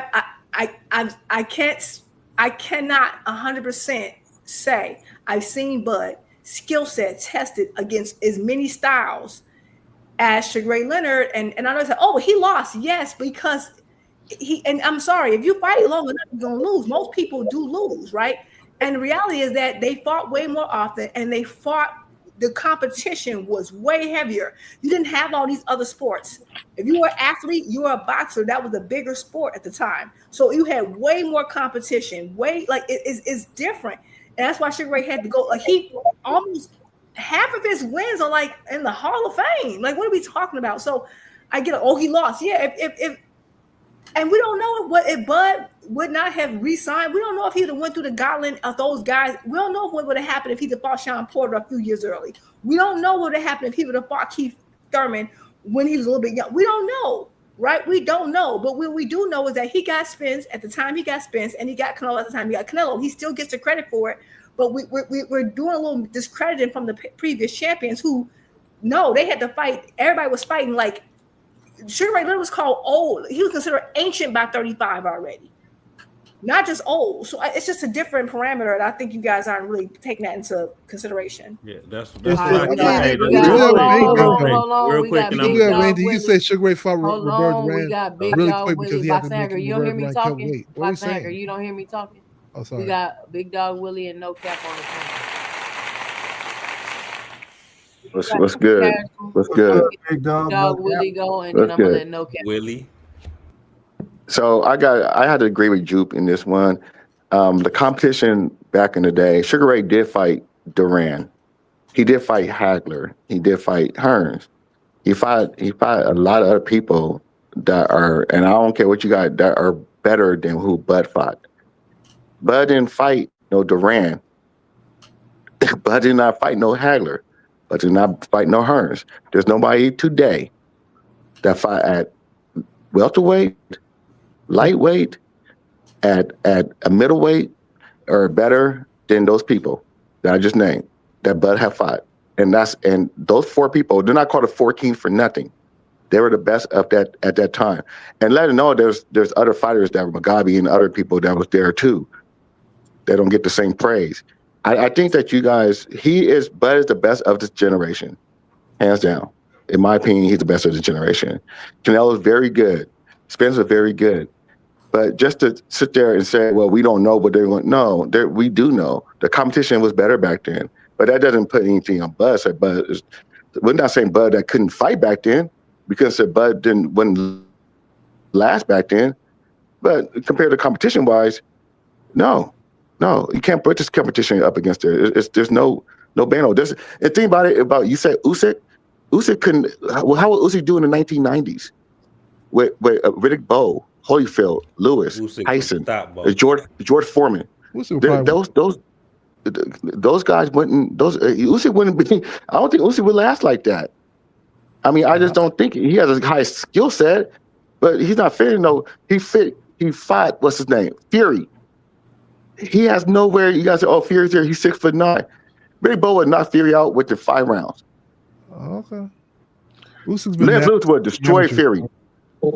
AJ would have got beat down. Wilder would have lost to George Foreman. So let's not play that game. And that's why we can't always judge for instance, if we look at Sugar Ray Robinson, I love Sugar Ray Robinson. I used to try. How can you say Duran though? Duran lost to all the 4 kings, but you're saying he's better than everybody Bud fought. So Duran's better than Canelo, but he lost to every single last 4 kings Duran lost to. Duran is better than Canelo. Just way too heavy, but Duran had a higher skill set than everybody in. Great twice. Okay, this is another thing too. I can't say he's better than Canelo. I can't say with confidence that stylistically y'all just worshiping at this point. No, I think that anytime someone disagrees with you, you want to make it. Oh, you're hating it without. Right, that's how they are. No one said that. I'm saying fights he lost. I know, but get this. Watch. I'm so happy you said that, Boxing Hacker. Right. I personally am not saying that Duran is better than Canelo. Right. I'm not personally saying that. Okay. That's something I never even thought about. I wasn't thinking about individual. I'm stuck on Sugar Ray, right? Because I followed that man forever. However, but I will say this: you said that Duran lost all his big fights, but guess who also lost all their big fights? Who? Canelo. Okay. Yeah. Canelo also accomplished more. That same energy. Yeah, he accomplished more because there's more belts that didn't exist during Duran's time. Thank you. Talking more divisions. Thank you. Right? Made my point. Fought more Hagler. I'm sorry. They fought more Hacker. I mean, you look at Ray Robinson. Look how many times he fought Jake LaMotta. Who in today's fighting right now has had that kind of fight with just one person? Those were killer fights. Just those Okay, 6 fights. who's Jake LaMotta better than right now? Jake LaMotta is better. Oh my God. They fought so many times, right? Currently, Jake LaMotta is better than every middleweight fighting right now. Jake LaMotta. Now I ask you a question, now. Mr. Greg. All right. Mr. Greg, I ask you a question. Sure. The past, right? There's no way you can prove it. So, I mean, is boxing the only sport you really watch? Because I would just like to know, like, what sport other than boxing, like when you say Jake LaMotta, you're going back many years. Because if you go back many years to any of those players, let's say for the NFL or the NBA, you go back to your top players back then, and the top, whoever's the elite. I'm telling you that we can take a player from today, like literally on the worst team, and he got drafted last, and I'm pretty sure that he's going to be better than that guy. It's like your guys ignore evolution. Why don't we apply that to boxing? I don't know if that's. Well, I'll go back to the 90s and 80s. That's a difference. I'll go back to the 90s and 80s. They ain't have snack in the 80s, bro. Those are combat sports, though. See, you just throwing. I mean, you don't throw the snack in there because that's where it sounds like hating. But this is what I'm saying. I'm gonna go back to the 80s and 90s, and that's not that long ago. And we're gonna say there's people who fought in the 90s who just retired a couple of years ago, like as in Floyd Mayweather. So let's not just say that. Oh, these people from the 90s, like I said, if Bud fought in the 1980s, he'll have issues. If Usyk fought in the 1990s, he'll have issues. I don't know. I guarantee you. Shut up. Boxing hacker. I'm not saying he would have lost every single fight, but he would definitely would have lost to fucking Marvin Hagler if he fought him more than once. He definitely would have. No, brother. We don't know that. That's the thing, big dog. You don't know that. Because Hagler was really a basic fighter. Hold on, y'all. Hold on. Let me get Cap. No Cap. What's your 2 cents? What you got for the show? Then we're going to teach. All I got to say, everything I said came to pass. I said Canelo was ass. I said he was going to get his ass beat. He got his ass beat. Nobody wanted to believe me when I said he was a hype job. Nobody wanted to believe me when I said he had a garbage resume. Nobody wanted to believe me when I said he wasn't a real 168. Now he got his ass beat easy. Bean Machine hit harder than Canelo, according to Bud. Told y'all Canelo wasn't shit, and this shit was obvious, written on the page. So, but since Canelo was hyped up, since y'all said this guy was some great once in a generation type of fighter, Bud is over Sugar Ray Leonard now. Y'all gotta hold that. Sugar Ray Leonard, he got more fights than Sugar Ray Leonard. Sugar Ray Leonard got like less than 40 fights. Bud got over 40 fights. Bud have been undisputed in more divisions than Sugar Ray Leonard. That's just the facts. When Sugar Ray Leonard was 35, Terry Norris beat his ass. Terry Norris fight like Earl Spence. That's like Earl Spence beating his ass. You know what I'm saying? Number 1, Floyd. Number 2, Bud. That's where it's at right now. And everybody else is behind him. Y'all just going to have to hold that. We did this, nigga. Shout out to the Bud buddies for this collabo. It was good teaming up with you niggas one time. We got the job done. We got Canelo hype job ass out of here. I'm smoking on that Saul pack. That's what I've been smoking on all week. That Saul pack. You know what I'm saying? We got his ass up out of here, nigga. I don't want to hear shit about Canelo. Then Canelo ain't shit. Eddie Reynoso ain't shit. I don't want to hear about them motherfuckers no more. We took that legacy, we threw it in the trash. Damn, Teach, what's your 2 cents? What you got for the show? Yeah, I mean, I don't think it's disrespectful to say, Bud is better than Sugar Ray Leonard. It's all up to opinion, man. Like the way you break these guys' skill set down. I mean, you could think Bud is better than him. You could think Sugar Ray is better than him. The way that I rate Sugar Ray Leonard, like I never rated him, high. 4 or 5 guys, 30-something fights, had injuries. Whatever I saw from him, I mean, he's all right, but I never rated him that high. And that's just my opinion. But again, I do get you could leave these guys in their era, you don't have to compare them, but the fans today will. Or whatever opinion these guys have, let it just be. Terence, he talked about evolution. The new guys coming up, they're going to be better than some of the old guys from the past. We see this in sports all the time. Even me from watching tennis, which is one of my favorite sports. Watching the GOAT Djokovic, he's actually losing to these younger guys now, like losing like the last 8 majors. So it happens, man. Evolution. Again, you could say Bud is better than Ray Leonard if you want to. I have no issues, and it's not disrespectful. Djokovic is old. You can't use that. You can't say that. Can I read a comment from in your comment section too, since that it just encapsulate what I'm saying, which makes your logic. So I could highlight it. Which one is it? Pawn's last 2 comments, because it just shows how the logic just fails you. Exactly. So often the logic. It's just, okay, that's the problem with going by accolades only. If that's the case, I'm going to argue Rolly over everybody. I don't want anybody to say a word. Oh, my God. That's the ignorance. Let me hold it back. Okay, and I say ignorance, that doesn't mean stupidity, it just means not knowing. And I'm going to read another definition. It's a term that I think I'm hearing. There's something called recency bias. Recency bias, right? Recency bias is a well-documented cognitive bias. It's the tendency for people to overemphasize recent events over information when making decisions or forming opinions, causing them to neglect older and more relevant historical data.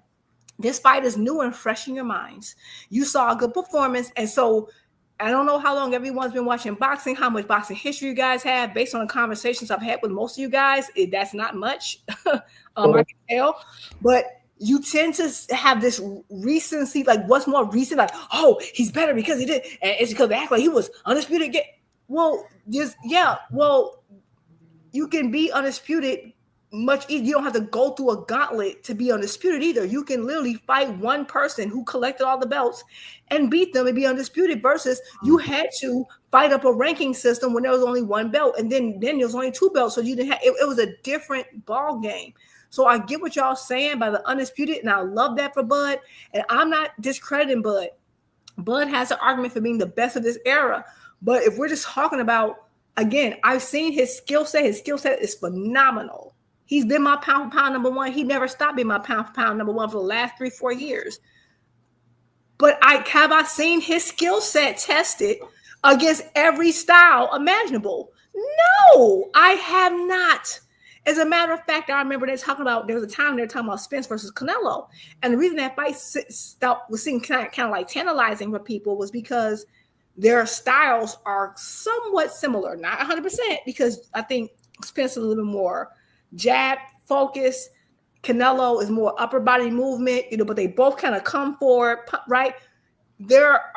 So his 2 best wins are of 2 similar styles, not the same, but that's all I'm saying. Like I saw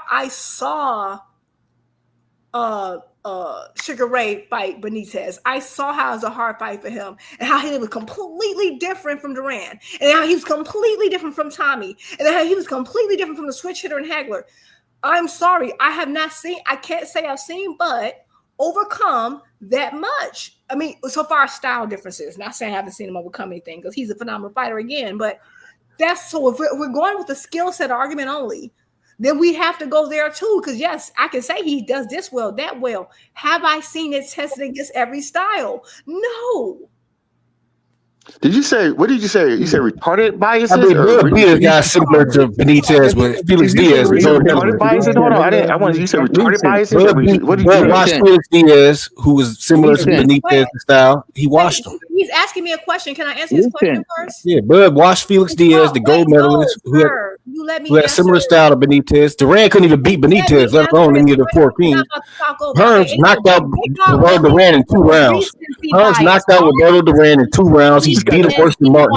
Hold on, one mic. Yeah, he's not gonna talk over me. He asked me a question. Relax.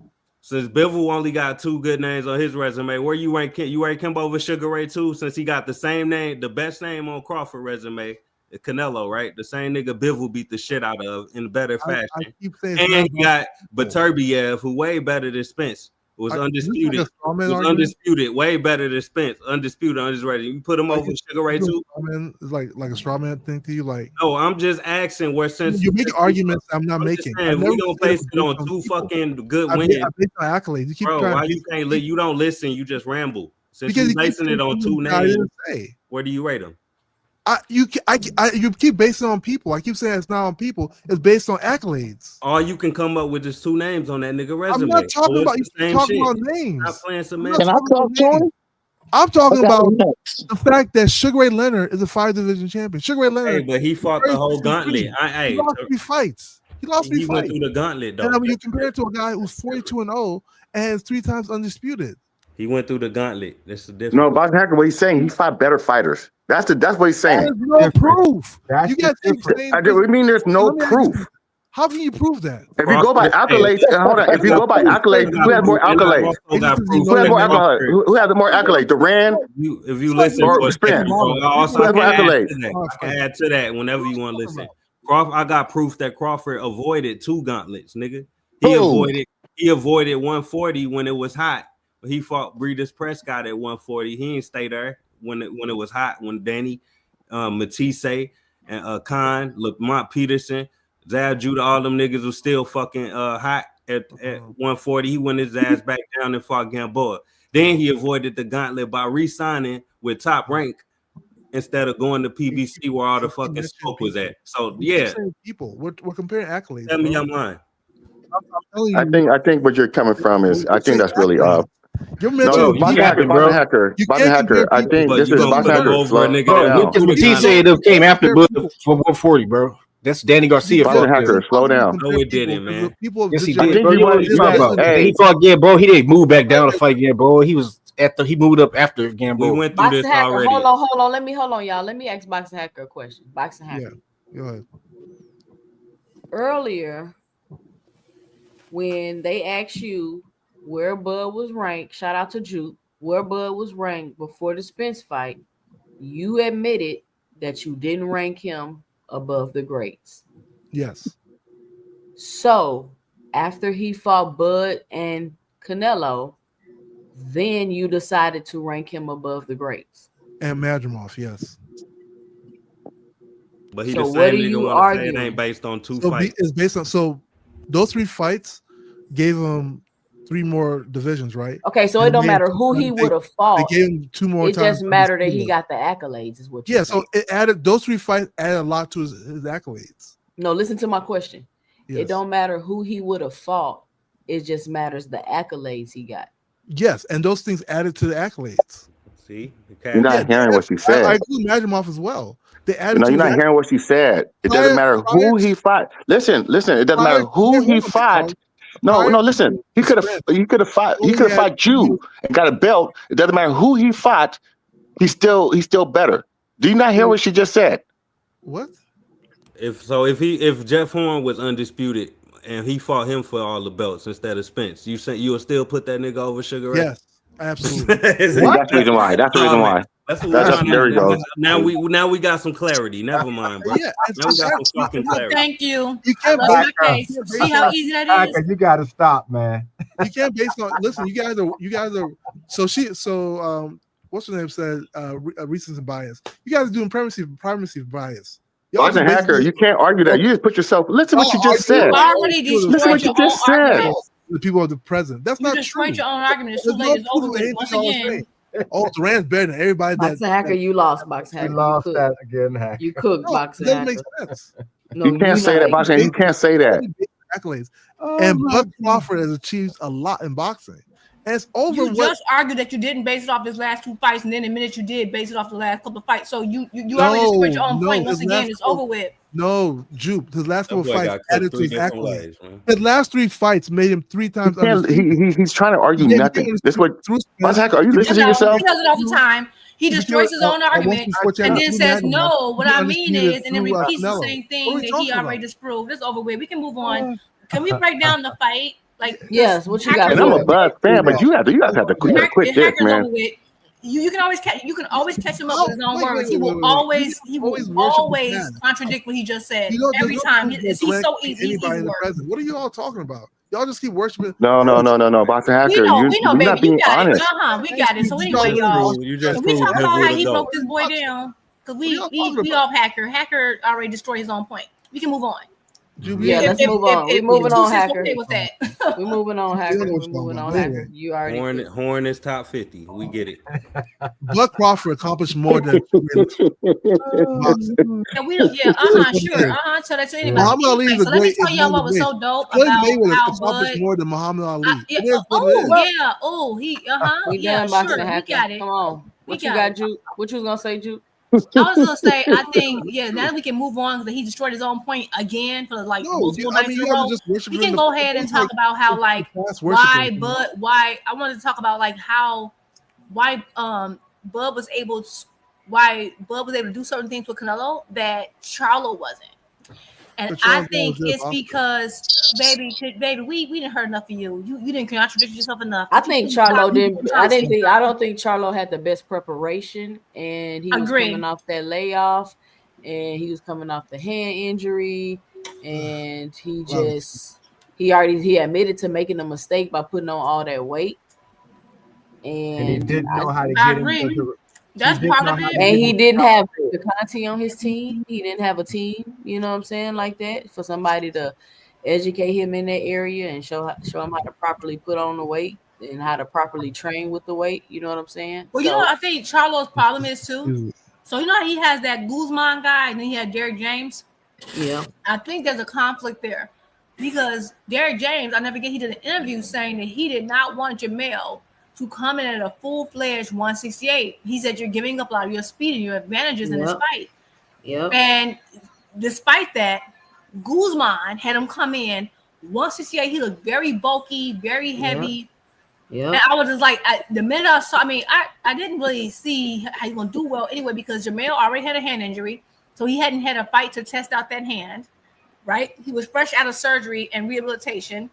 He hadn't fought in a couple of years, and you're moving up. So that's 3 huge things against you.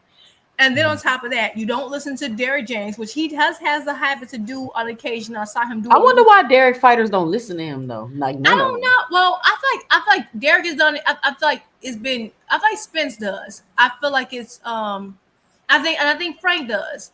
I think the problem was.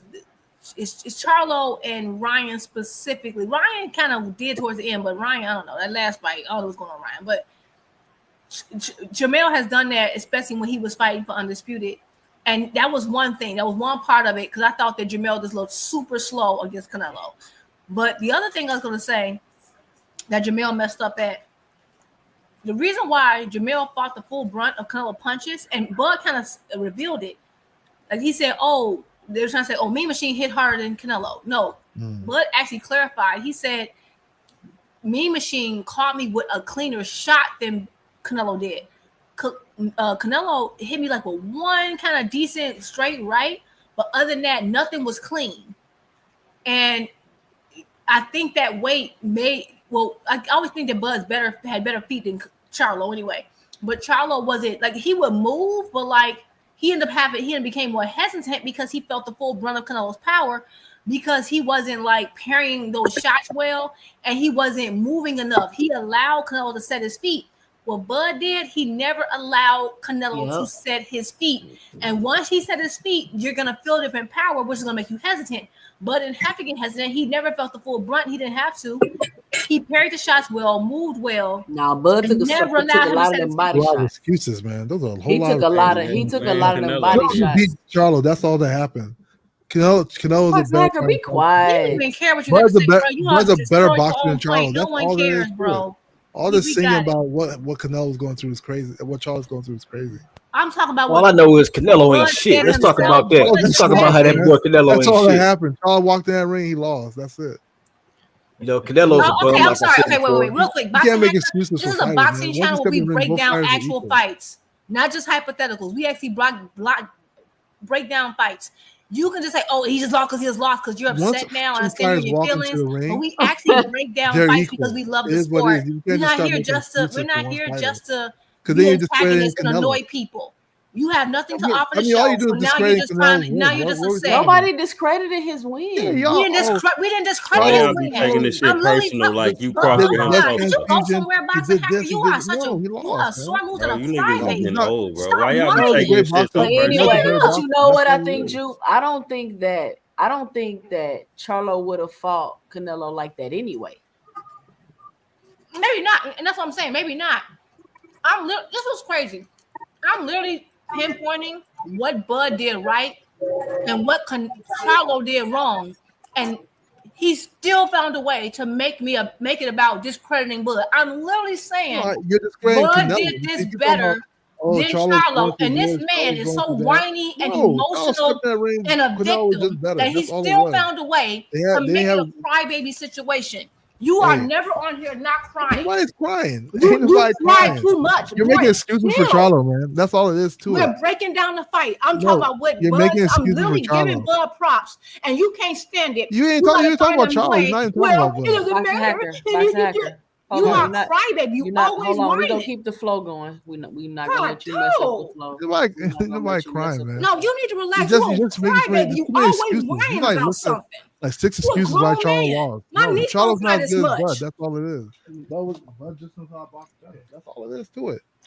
There's He no finds a deep problem with science to everything. this. I'm giving Bud props for what he did right, and he found a way to make it about. Well, what the problem is. You weren't even talking about Bud. I swear. We weren't talking about Bud. May I answer the question?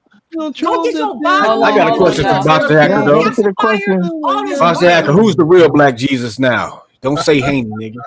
It's in You renounce Devin Haney as Black Jesus. May I He's trying to change the May I topic. do the exercise with Angry? We'll give Blood the He Black gonna say Jesus it's in the title way. for now. May He I do deserves that it. exercise We'll with give him the Black Angry? Jesus title for now. Because he Hold on, said, y'all. Hold on. Let me get this super chat. Salute to the Shout out champ, to brother. Isaiah. What you doing for the $2 in the super chat? He said Hector gets tucked in by his mom still. I'm 100% sure. Yeah, Shout out yeah. Isaiah. What you doing? listen. I want to answer the question because he said that when did I put Bud over the top, the Greeks? Well, first of all, we already know that Bud is held to an extraordinary standard. Like he has to, like you said, he has to walk on water to get any credit. So I put him, yes, of course, I put him there with Canelo after beating Canelo and based on Spence primarily because I know you guys aren't going to give him any credit. So I got to obviously wait till he beats somebody that you guys respect. But I'm looking at his career from the standpoint of his skill set. And I keep asking Angry and anybody that disagrees with me, based strictly on skill set, stop. Don't talk about nothing else. If he gets in a ring with Hagler, Duran, and all of them, why do y'all think that they have a huge advantage over Bud Crawford? Hey, bro, I'll you wait just for the said my panel. name. I'll You wait just for the said my panel. name. I'll wait for the panel. Right, you ain't gotta All of wait. them. I'm right here, bro. You said my Go name. ahead. Go ahead, my boy. I'm just gonna say I disagree with what you said. You said he has to walk on water to get any credit. And when in reality it's the exact opposite. He can fight in fucking Ndongo, Delorme, and Postal and put on the #1 pound for pound. So it's the exact opposite, and we got proof of that. That is the proof, my nigga. He ain't had to do shit to be on the #1 pound for pound in the first place. Like, what are we talking about here, bro? I He can't wasn't agree. pound for pound. I can't Can you agree with answer that my shit. No, question? that Can you nigga been answer on my the pound for question? pound list since he fucking fought Gamboa or Postal or some shit back in 2017. Tell me I'm lying. That's not Tell true. me I'm fucking Wait. lying. You are Answer. lying, No, brother. Hacker. Please let him answer my question, though. Don't let him get away I'm with it. just saying that goes Wait, directly against Hacker. what Don't you let him said, get bro. away with it. Answer my That question. goes right against Answer the what you said, bro. question. Answer my question. Answer the question. What is the question? You The said a lot. question is based purely on skill set. Forget all this other shit we talk about back in the day. He's on a pound for pound list that he shouldn't be on, whatever. I'm saying based purely on skill set and what you see, your eyes, you're telling me that he couldn't have beat Duran, he couldn't have beat Hagler, and he couldn't have beat Sugar Ray Leonard. Now talk to me. Tell me why. Tell me why, Mr. Ingrid. Talk to me. Leonard would have stopped Crawford. Okay. Talk to me. I did. Okay, you see what I'm saying, guys? Hacker, you see what I'm saying? They never want to acknowledge that man's skill set. Yeah, That's what I'm talking about. He just all he can say, he could have stopped it. Leonard He does won't give you everything better. he will not give you any reason Sugar Ray Leonard why is he would better have at stopped. everything. Is that No enough for you, reason. bro? Is that No. enough for you? Oh, wait, the hand so Ray speed is Leonard better better. switcher The than Crawford? power is What better. The beats footwork hand is speed, better. my guy? Everything is better. Do you watch What boxing? beats hand speed? I Now shouldn't have to I'm explain this sure to you know I boxing. shouldn't fucking have to explain this to you. So What beats everything's hand better, speed? What beats hand speed? bro. Talk Oh to my me. god. Oh my god. I'm asking All right. you. You want to argue, bro? I'm asking you what You beats asking hand me and speed? you still yelling. And what is one of Bud's best qualities? It's his timing. Timing beats hand speed every single time, my guy. So you cannot just say that because he had fast hands, he was going to beat Bud. Look, I don't want to yell. I don't want to fuck up the show, bro. Calm down. Just say to the audience, you think Bud Crawford would stop Leonard, and we could be done. All I'm saying is you can't say it's a 50-50 fight. Just say it's a 50-50 fight. So you're the one saying that he's not with your top. Who do you think will win? Leonard I think Bud would beat him, but it'll be a close That's all fight. you gotta say. That's all you gotta say, bro. I think I Well, definitely. Well, just give him his credit. That's all we asked you to do. So now I gotta give him credit for beating You Leonard. should. He's one of the best fighters that's ever done it, bro. Give him the credit and stop hating. You can't all those guys that you mentioned that he did, all of those guys you mentioned that he didn't fight, guess what? He would have been favored against all of them. He would have been the favorite. Hold on, time out. First of all, 2 fights. You're not fighting nobody that in their prime. We gotta admit that. What do you mean? He's not in his prime. He's not in his prime either. He's not in his prime. Canelo in his prime. He's not in his prime either. Okay, so then. y'all gotta take that into consideration. Why is it only the other guy that y'all take into consideration? His best win wasn't in his prime. That's what you just said. I ain't say it. You said it. He's not in his prime. What are you talking about? And also, when you say that he was on a pound for pound list when he was at 140, 130, no, he wasn't. Lomachenko was put on a pound for pound list for years with only like a few fights, and people used to complain about that. But they were saying like how Lomachenko over Bud Crawford, and Bud Crawford has over 35 minutes.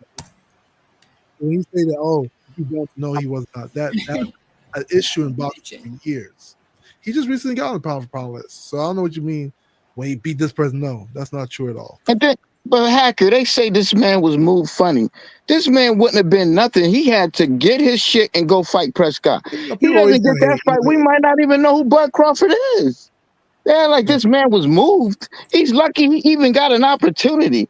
It wasn't like he was this big Olympic star that came in and, we're going to move him a certain way. Hell no, he had to get it from the mud. And these people acting like he was moved somehow, like he was a big commodity. This is crazy. It's lunacy. Hey, that's cool. I hear you. But hey, you're not about to sit here and lie to me. It's lunacy. Like, wait a minute. I ain't even talking to you right now. Whoever just lied and said this nigga went on the pound for pound list in 2017, I just pulled the shit up. It was Triple G number 1, Terence Crawford number 2. It was Lomachenko number 3. Lomachenko, let me finish. Thurman number 4. Canelo number 5. Yes. So yeah, nigga, you lying. This nigga, like I said, the nigga been privileged. This nigga been privileged since fucking 2017. Wait. All he had to do was beat Postal and fucking get praised. If you want to talk about privilege, Lomachenko was privileged. Why y'all gotta talk over a nigga every time he talks? No, because the problem is there's more than one.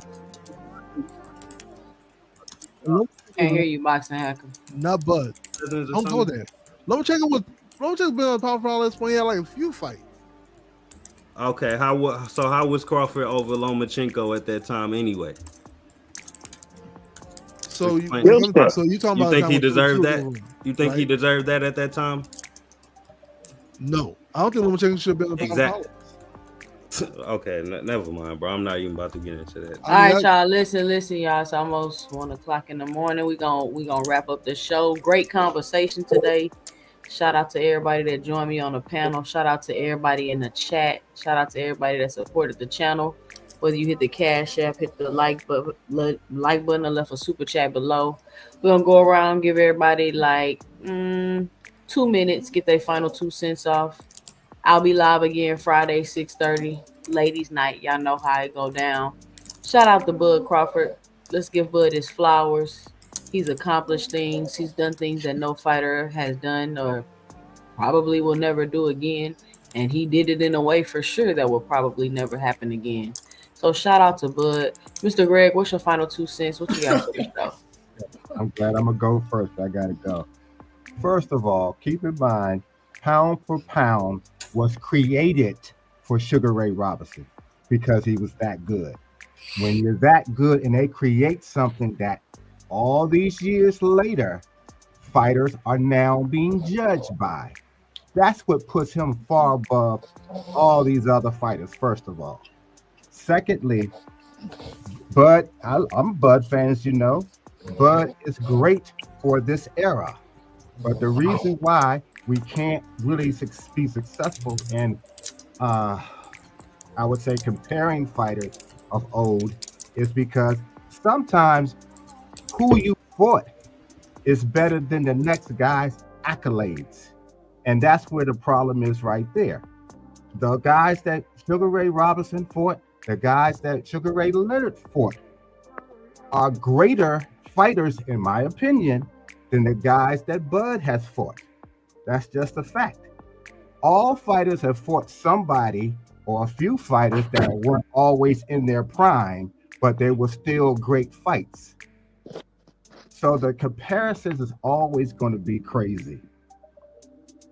But to say that Bud would have beat Ray Leonard or Sugar Ray Robinson is you just jumping off a cliff.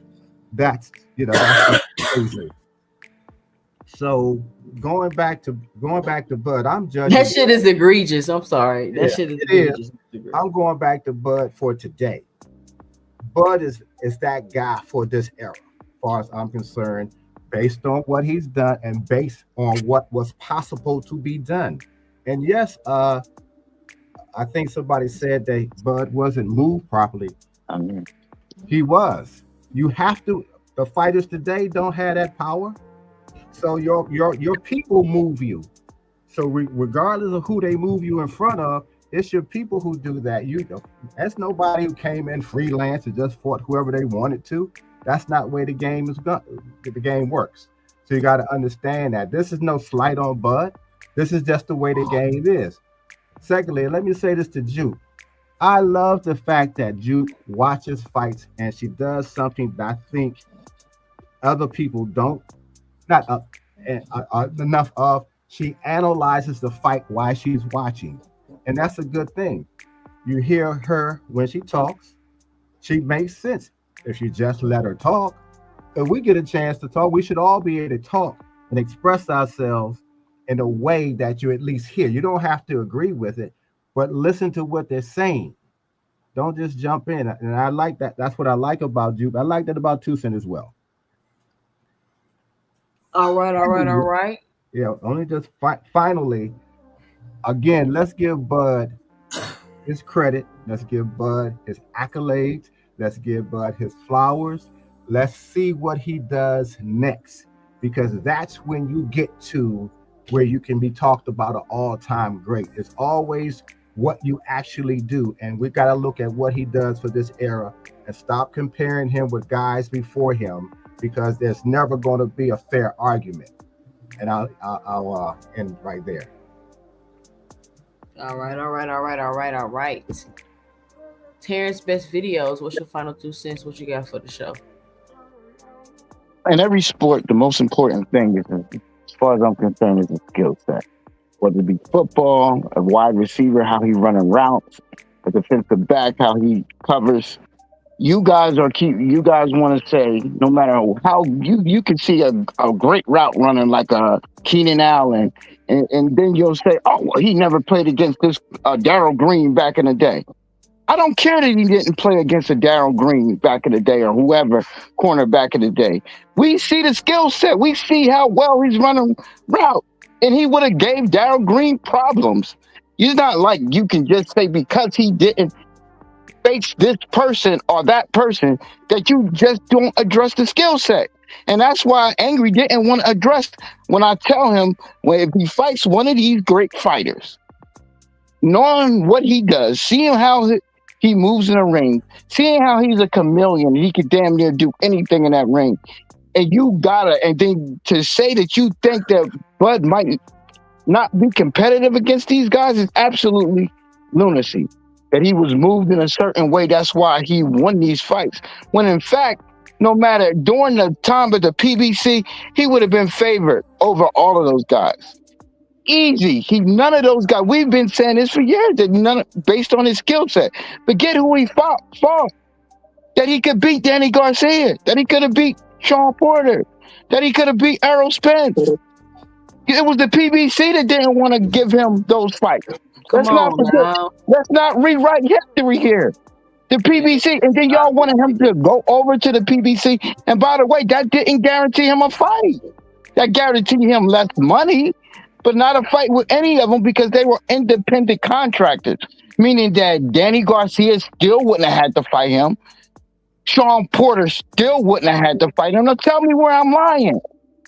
They did not have to fight him. So he could have went over there and been on the bench fighting nobody because they knew his skill set. They knew how good. So he just stayed at top rank and fought nobody. Okay, go ahead. Okay, so he stayed at top rank for more money. Yes. Why would you go over there and take no money or little money? That didn't even make any sense. That you guys keep bringing this nonsense up that he didn't fight these guys. Said nothing about. Listen, he didn't fight the guys because he wasn't in. But that's the only people y'all talking about, right? 2 cents. No, we're not talking about them. We're actually talking about the way he was able to move through his career, and we're actually talking about how. But when you say no that, comparison him to Sugar about? Ray. There's no comparison him to Sugar Ray. Skill set wise, 2 cents. Skill set wise, 2 cents. Okay. Period. See, and that's why we say you guys hate. Because you won't acknowledge his skill set. That's the reason. How am I not acknowledging his skill set? Because I'm asking you, based just on skill set, when for instance, Sugar Ray Leonard, why do you say that he can't compare to him? Please give me an explanation. Did you hear Mr. Greg just say that the pound for pound list was created for Sugar Ray Robinson? I said Sugar Ray Leonard. I'm not talking about Sugar Ray Robinson. I'm talking about Leonard. Was we talking about Sugar Ray Leonard or Sugar Ray Robinson, y'all? Or Duran, Hagler, or Hearns. Just please explain to me why Bud couldn't have competed. We don't got time because I'm closing up the show though. All right, so next time you come on, I'll look for that explanation. Thanks for having me on. Have a good night. Teach, what's your 2 cents? What you got for the show? What's your final 2 cents? I mean, I gotta agree with Terence, man. I mean, we talked about skill set and legacy, right? And when we think about it, resume pretty much doesn't win you fights, right? Resume builds legacy and how history remembers you, and you got to talk about the skill set. And what skill set does is, it shows adaptability and what you do in the ring, and that determines who's actually better in a fight. So you need accolades and a good skill set, and that's what it gets you status in boxing. Because Jerron Business is a unified champion at 147 pounds, and he has a good skill set, but don't nobody be Johnson bouncing him. Yeah. Again, two different things. How? Two different things. We can't say legacy wins you fight, and that's what I'm hearing throughout the whole argument today. And Terence, he's just right, because it's only skill set that determines who wins in a fight. How does resume? How does legacy? Because it matters who you put your skill set up against, y'all. How does it matter? What are we talking about? Resume only builds legacy, right? That's what it does. It only builds legacy. How can legacy? And you shoot yourself in the foot. You shouldn't even say that, Teach. Because you fought 4 people. That determines that Sugar Ray Leonard is going to beat Bud in a fight. No, it doesn't work like that. Skill set is the only thing. Your accolades determine that you're going to beat me in a fight? No, accolades doesn't determine that at all. Accolade only cements you in history. That's all it does. But how can you say your skill set is better? Because what? And that's it. Because y'all do not give every fighter. Listen, this is the bias right here. I'm gonna say this: y'all do not look at every fighter's skill set and then give them credit for their skill set. Y'all don't do that. So why does Bud only get credit for his skill set? Do you get what I'm saying? It's plenty of fighters that got good skill sets, but then people say, "Oh, they need to do this, they need to do that, they need to do this, they need to do that." He gets credit for his skill set because he showed it in the ring.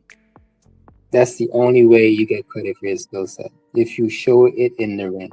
Sugar Ray Leonard showed it in the ring by fighting those guys he fought in his era, 147, and Bud showed it with his skill fighting the guys he fought in his era. All right. When you look at the legacy of Sugar Ray Leonard, again, he fought those 4 guys: Duran, Hearn, Hagler, Benitez, right? He fought those guys. And those guys were the toughest guys, he could fight since, that division was stacked. The people are going to remember him for that, right? But even though he fought those guys, it doesn't mean that he's going to beat Bud, because we haven't seen the 2 skill set match up. People are going to remember Leonard for his cultural impact, right? And again, those defining fights.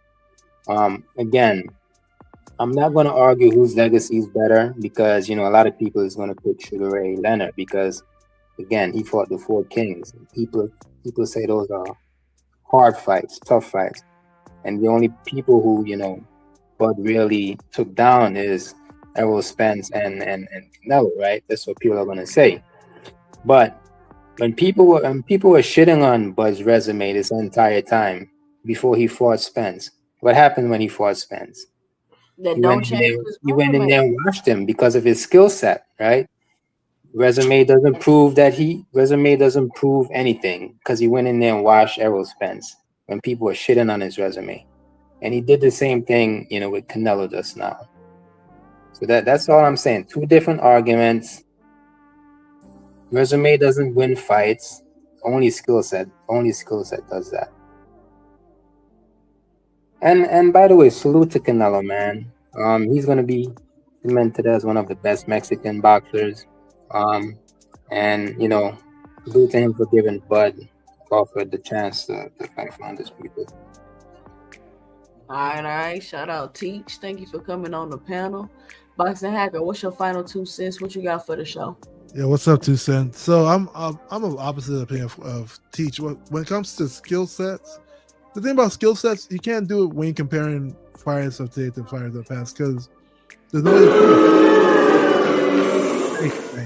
There's no way to prove who has more skills than who. Like the eye test is not always correct. So like. But accolades is at least an objective opinion. It's like something you can say objectively. If we say skill for skill, I could be like, oh, I think Sugar Ray Leonard is better because he was faster, he put combinations back together. But somebody else can be like, well, Bud Crawford also puts combinations in a more like cleaner way. It becomes these kind of arguments that are just subjective.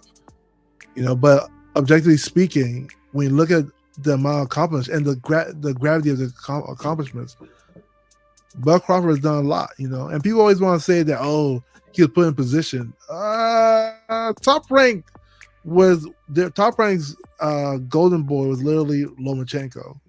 Bud Crawford had a struggle in his career.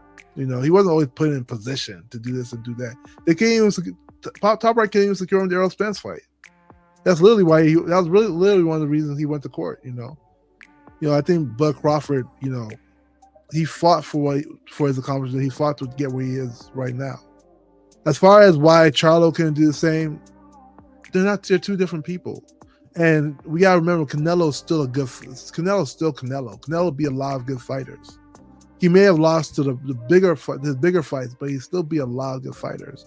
Charlo just couldn't beat him. That's all that happened there. You can say that Charlo had outside issues, but at the end of the day, once 2 fighters step in the ring, neither one of them are 100%, and you gotta put them on equal footing, as long as nobody cheated.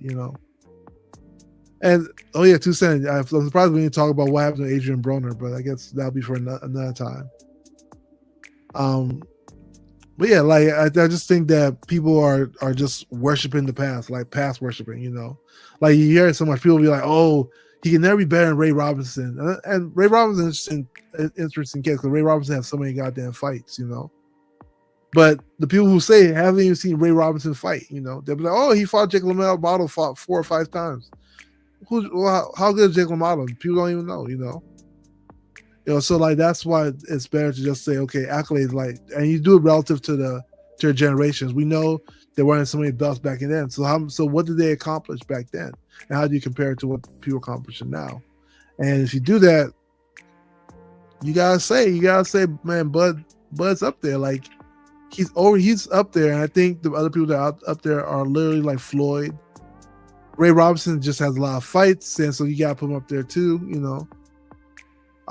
But yeah, like he's on the Mount Rushmore. He's done a lot. He's accomplished a lot. And this whole argument about what Snack did, blah blah blah. Listen. Snack is not illegal, and Buck Crawford didn't even pack in a lot of muscle like people were saying. He didn't pack in 20 pounds of muscle. All right, you had 2 minutes, Box Snack. You still going? Yeah. All right. I just want to leave it there. Salute to you, 2 Cent. All right, Box Snack. Appreciate it. No cap. What's your final 2 cents? What you got for the show? All I gotta say is Tony Reviews, Sid Ironheart, I'm looking for you. We got an arrest warrant out for 2 niggas that don't know shit about boxing.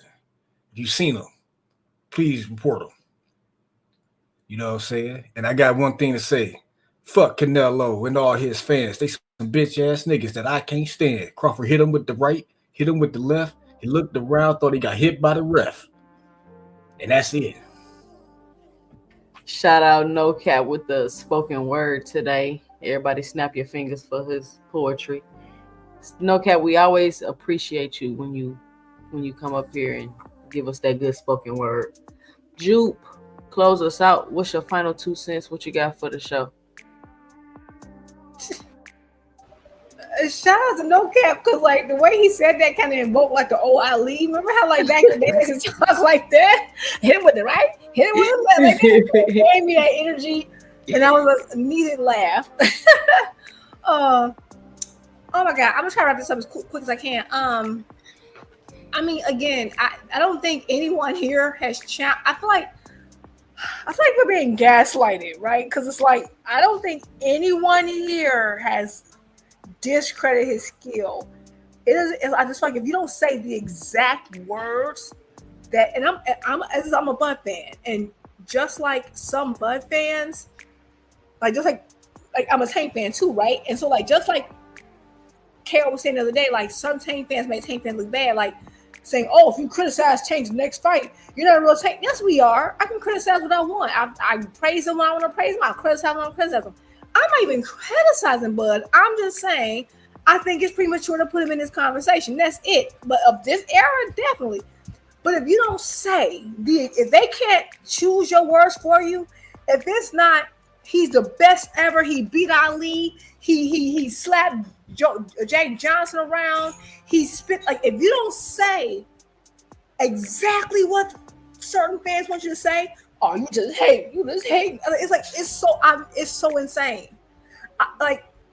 And so like I haven't heard anyone hate on his skill set.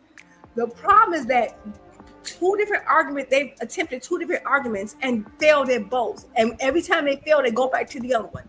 They first started with accolades until someone made in the comment section, which you highlighted, made the point of, okay, if it's accolades, then we can say Rolly is better than Hagler because of accolades, right? And I also talked about how certain fighters had multiple championships before some of these accolades were invented. Like again, Sugar Ray Leonard was a champion for like 10 years before the WBO was even thought about, right? He had been a champion maybe once, twice, 3 times over by then. That was invented, right? Like it keeps being added on, right? So it's a mixture of these things. And then when you go to the skill set, I agree. He has a phenomenal skill set. What I'm saying is that we can, if that's the case, if we're going on skill set alone and not how it's tested out, then we don't need to see the fights. We can just go on the eye test and be done. But we don't do that, do we? We have to see how that style is applicable in the fight, which is why what's the main saying in boxing? Styles make fights. You can have every skill set in the world. There's a style that's going to give you more problems than others. It just is. That's just how boxing is. And all I'm saying is that I've seen Bud against some different styles. I think Bud has a great jab. I think his defense is pretty good. I think he has really good footwork. I think he has a super duper crazy high ring IQ, super strong, powerful. He can switch hit. You know, Mason, he doesn't do it like as fluidly, but he can switch hit. I'll give him like a level like B- when it comes to switch. He does a lot of great things well. What I'm saying is that, can I say, without a doubt, I've seen Bud go against a very hard puncher and fight his fight? No.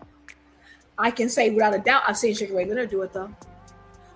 I see him do it, have a very close decision where he lost. I saw him do it where he had he completely dismantled the person, and I saw him again do it where he made the person quit. I seen him do it multiple times, right? Can I say that I've ever seen Bud fight a switch hitter and win? No. I seen Sugar Ray Leonard do it, though. I saw how he fought Marvin Hagler, who was a much better and more fluid switch hitter than Bud is. And he did that off 3 years in activity. Can I say I've seen Bud Crawford fight someone with reach, who was taller than him, longer than him, and a longer reach? No, not once. Never seen it. I've seen Sugar Ray do it, though. Have I seen him fight a prime for prime guy who was just as athletic as him and fast as him? Ever? No. I seen Sugar Ray Leonard do it with Wilfred Benitez, though. That's all I'm saying. I've seen Sugar Ray test out. We can both say they're both skilled. I've seen Sugar Ray test it, and I've seen him overcome every single time. That's all I'm saying. So this is not about hate. So we can talk about both those things. We can talk about both those things, which whether it's the accolades, both arguments, it's a mixture of both. And then the resume, that's not even close. You know Sugar Ray has a way better resume. That's the only reason I can't put him in that conversation. But of this era, absolutely. Absolutely. And it's nothing, I'm not even like, this is not hate. And when I brought the Jermell Charlo thing, because I got, people crying and whining in the comment section, I was saying how everything Jermell did wrong from preparation to execution, and everything Bud did right from preparation to execution. But you have people so emotional and so like on defense, they see that as me attack. Oh, you're making excuses for Charlo, and he just didn't win because he just didn't win. And like they're so emotionally damaged, like they can't even listen to what I'm saying. I literally took that I was trying to refocus the conversation to praise Bud, and they hijacked that moment and made it a victimhood moment about how I was attacking Bud and trying to give. I like Charlo. I was attacking Charlo because he didn't listen. And we don't know how to play that. What I'm saying is he also, I was talking about in the ring what he did wrong versus what Bud did right. And instead of them saying, you know what, yeah, you right, talk that, sis. No, they attack me and say I'm being because they're so freaking emotional. I don't ever want to hear men are the logical gender ever again, by the way. I don't ever want to hear it again. Like, it's crazy. Because you can't even break down a fight without them jumping to a conclusion and being overtly emotional. They're not even listening. They can't hear. Their emotions are blocking it. So at the end of the day, kudos to Bud Crawford. Bud did his thing. And again, I got fans in the comment section talking mess. That's some emotional stuff. I get it. You upset. You jumped the gun. You made yourself look stupid. Jason or crying Williams. Anyway, just whiny, like whatever. I'm so happy for Bud. I hope he continues to go on. I hope he builds off this momentum. As far as I'm concerned, those dates, Cinco de Mayo and Mexican Independence, those are his dates. I think he should be fighting on those dates from here on out. He's earned it. I'm just saying I can't put him in those other conversations based on all the information I gave you. Baby, you talking about me. I didn't even know you existed. You still mad and sad about me bigging up Bud. Whatever, dude. these. Oh my God! You see the super chat I put in there, right? Okay. Yeah, you gotta ignore. So yes, Come on, Juke is YouTube. You gotta ignore folks. Performance of the year. Kudos to him.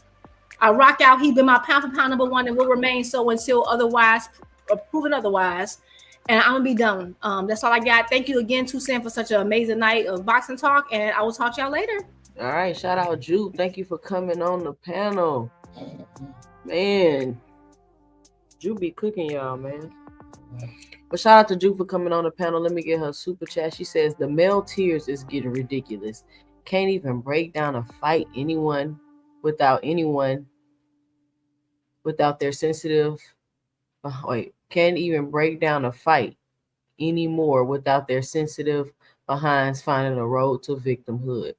Shout out to Juke. We got another super chat. We got Boxing Hacker with the $5 in the super chat. He says Bud beat Gamboa, who was faster and athletic than Bud. He beat Madrimov, who was the Soviet style. He fought every style you can think of. Shout out Boxing Hacker. Like, I really don't know what's going on, y'all. Like, my throat is getting scratchy and it's starting to hurt. Like, I really want to stay on here longer with y'all, but my throat is killing me. So I'm about to go gargle with some warm salt water. Great conversation tonight. I hope y'all really got my Robert Ory reference. You know, I was being a little cheeky, you know, with the Robert Ory reference, to kind of poking fun at the Bud Buddies a little bit. But I think y'all kind of understand my point. If you don't, oh well. But shout out to everybody that joined me today. Join me again Friday, hopefully, if my throat feel better, at 6:30 p.m. for Ladies Night, Women's Only panel, where we will discuss some things. It's a review show. I seen some people talking about the AB situation. I'm definitely going to talk about that on Friday, but it's like, it's AB. Who's surprised? Like, I don't even really understand what the uproar is about. I can't believe people like this really getting people's attention like this. Like, it's Adrian Broner. He's like stuck at 23 years old. He's has not matured, and it doesn't look like he ever will. But we'll talk more about that on Friday. Shout out to Bud. Congratulations to him. Everybody put flowers in the chat for Terence T. Bud Crawford, the best strategic fighter ever that we've ever seen in the history of boxing. And listen, if you don't want your host all in the videos, cussing you out, timing you out the chat, kicking you out the panel, leaving you in the background, come on over to 2 Cents Boxing, where we talk everything boxing, and everybody's entitled to their own opinion.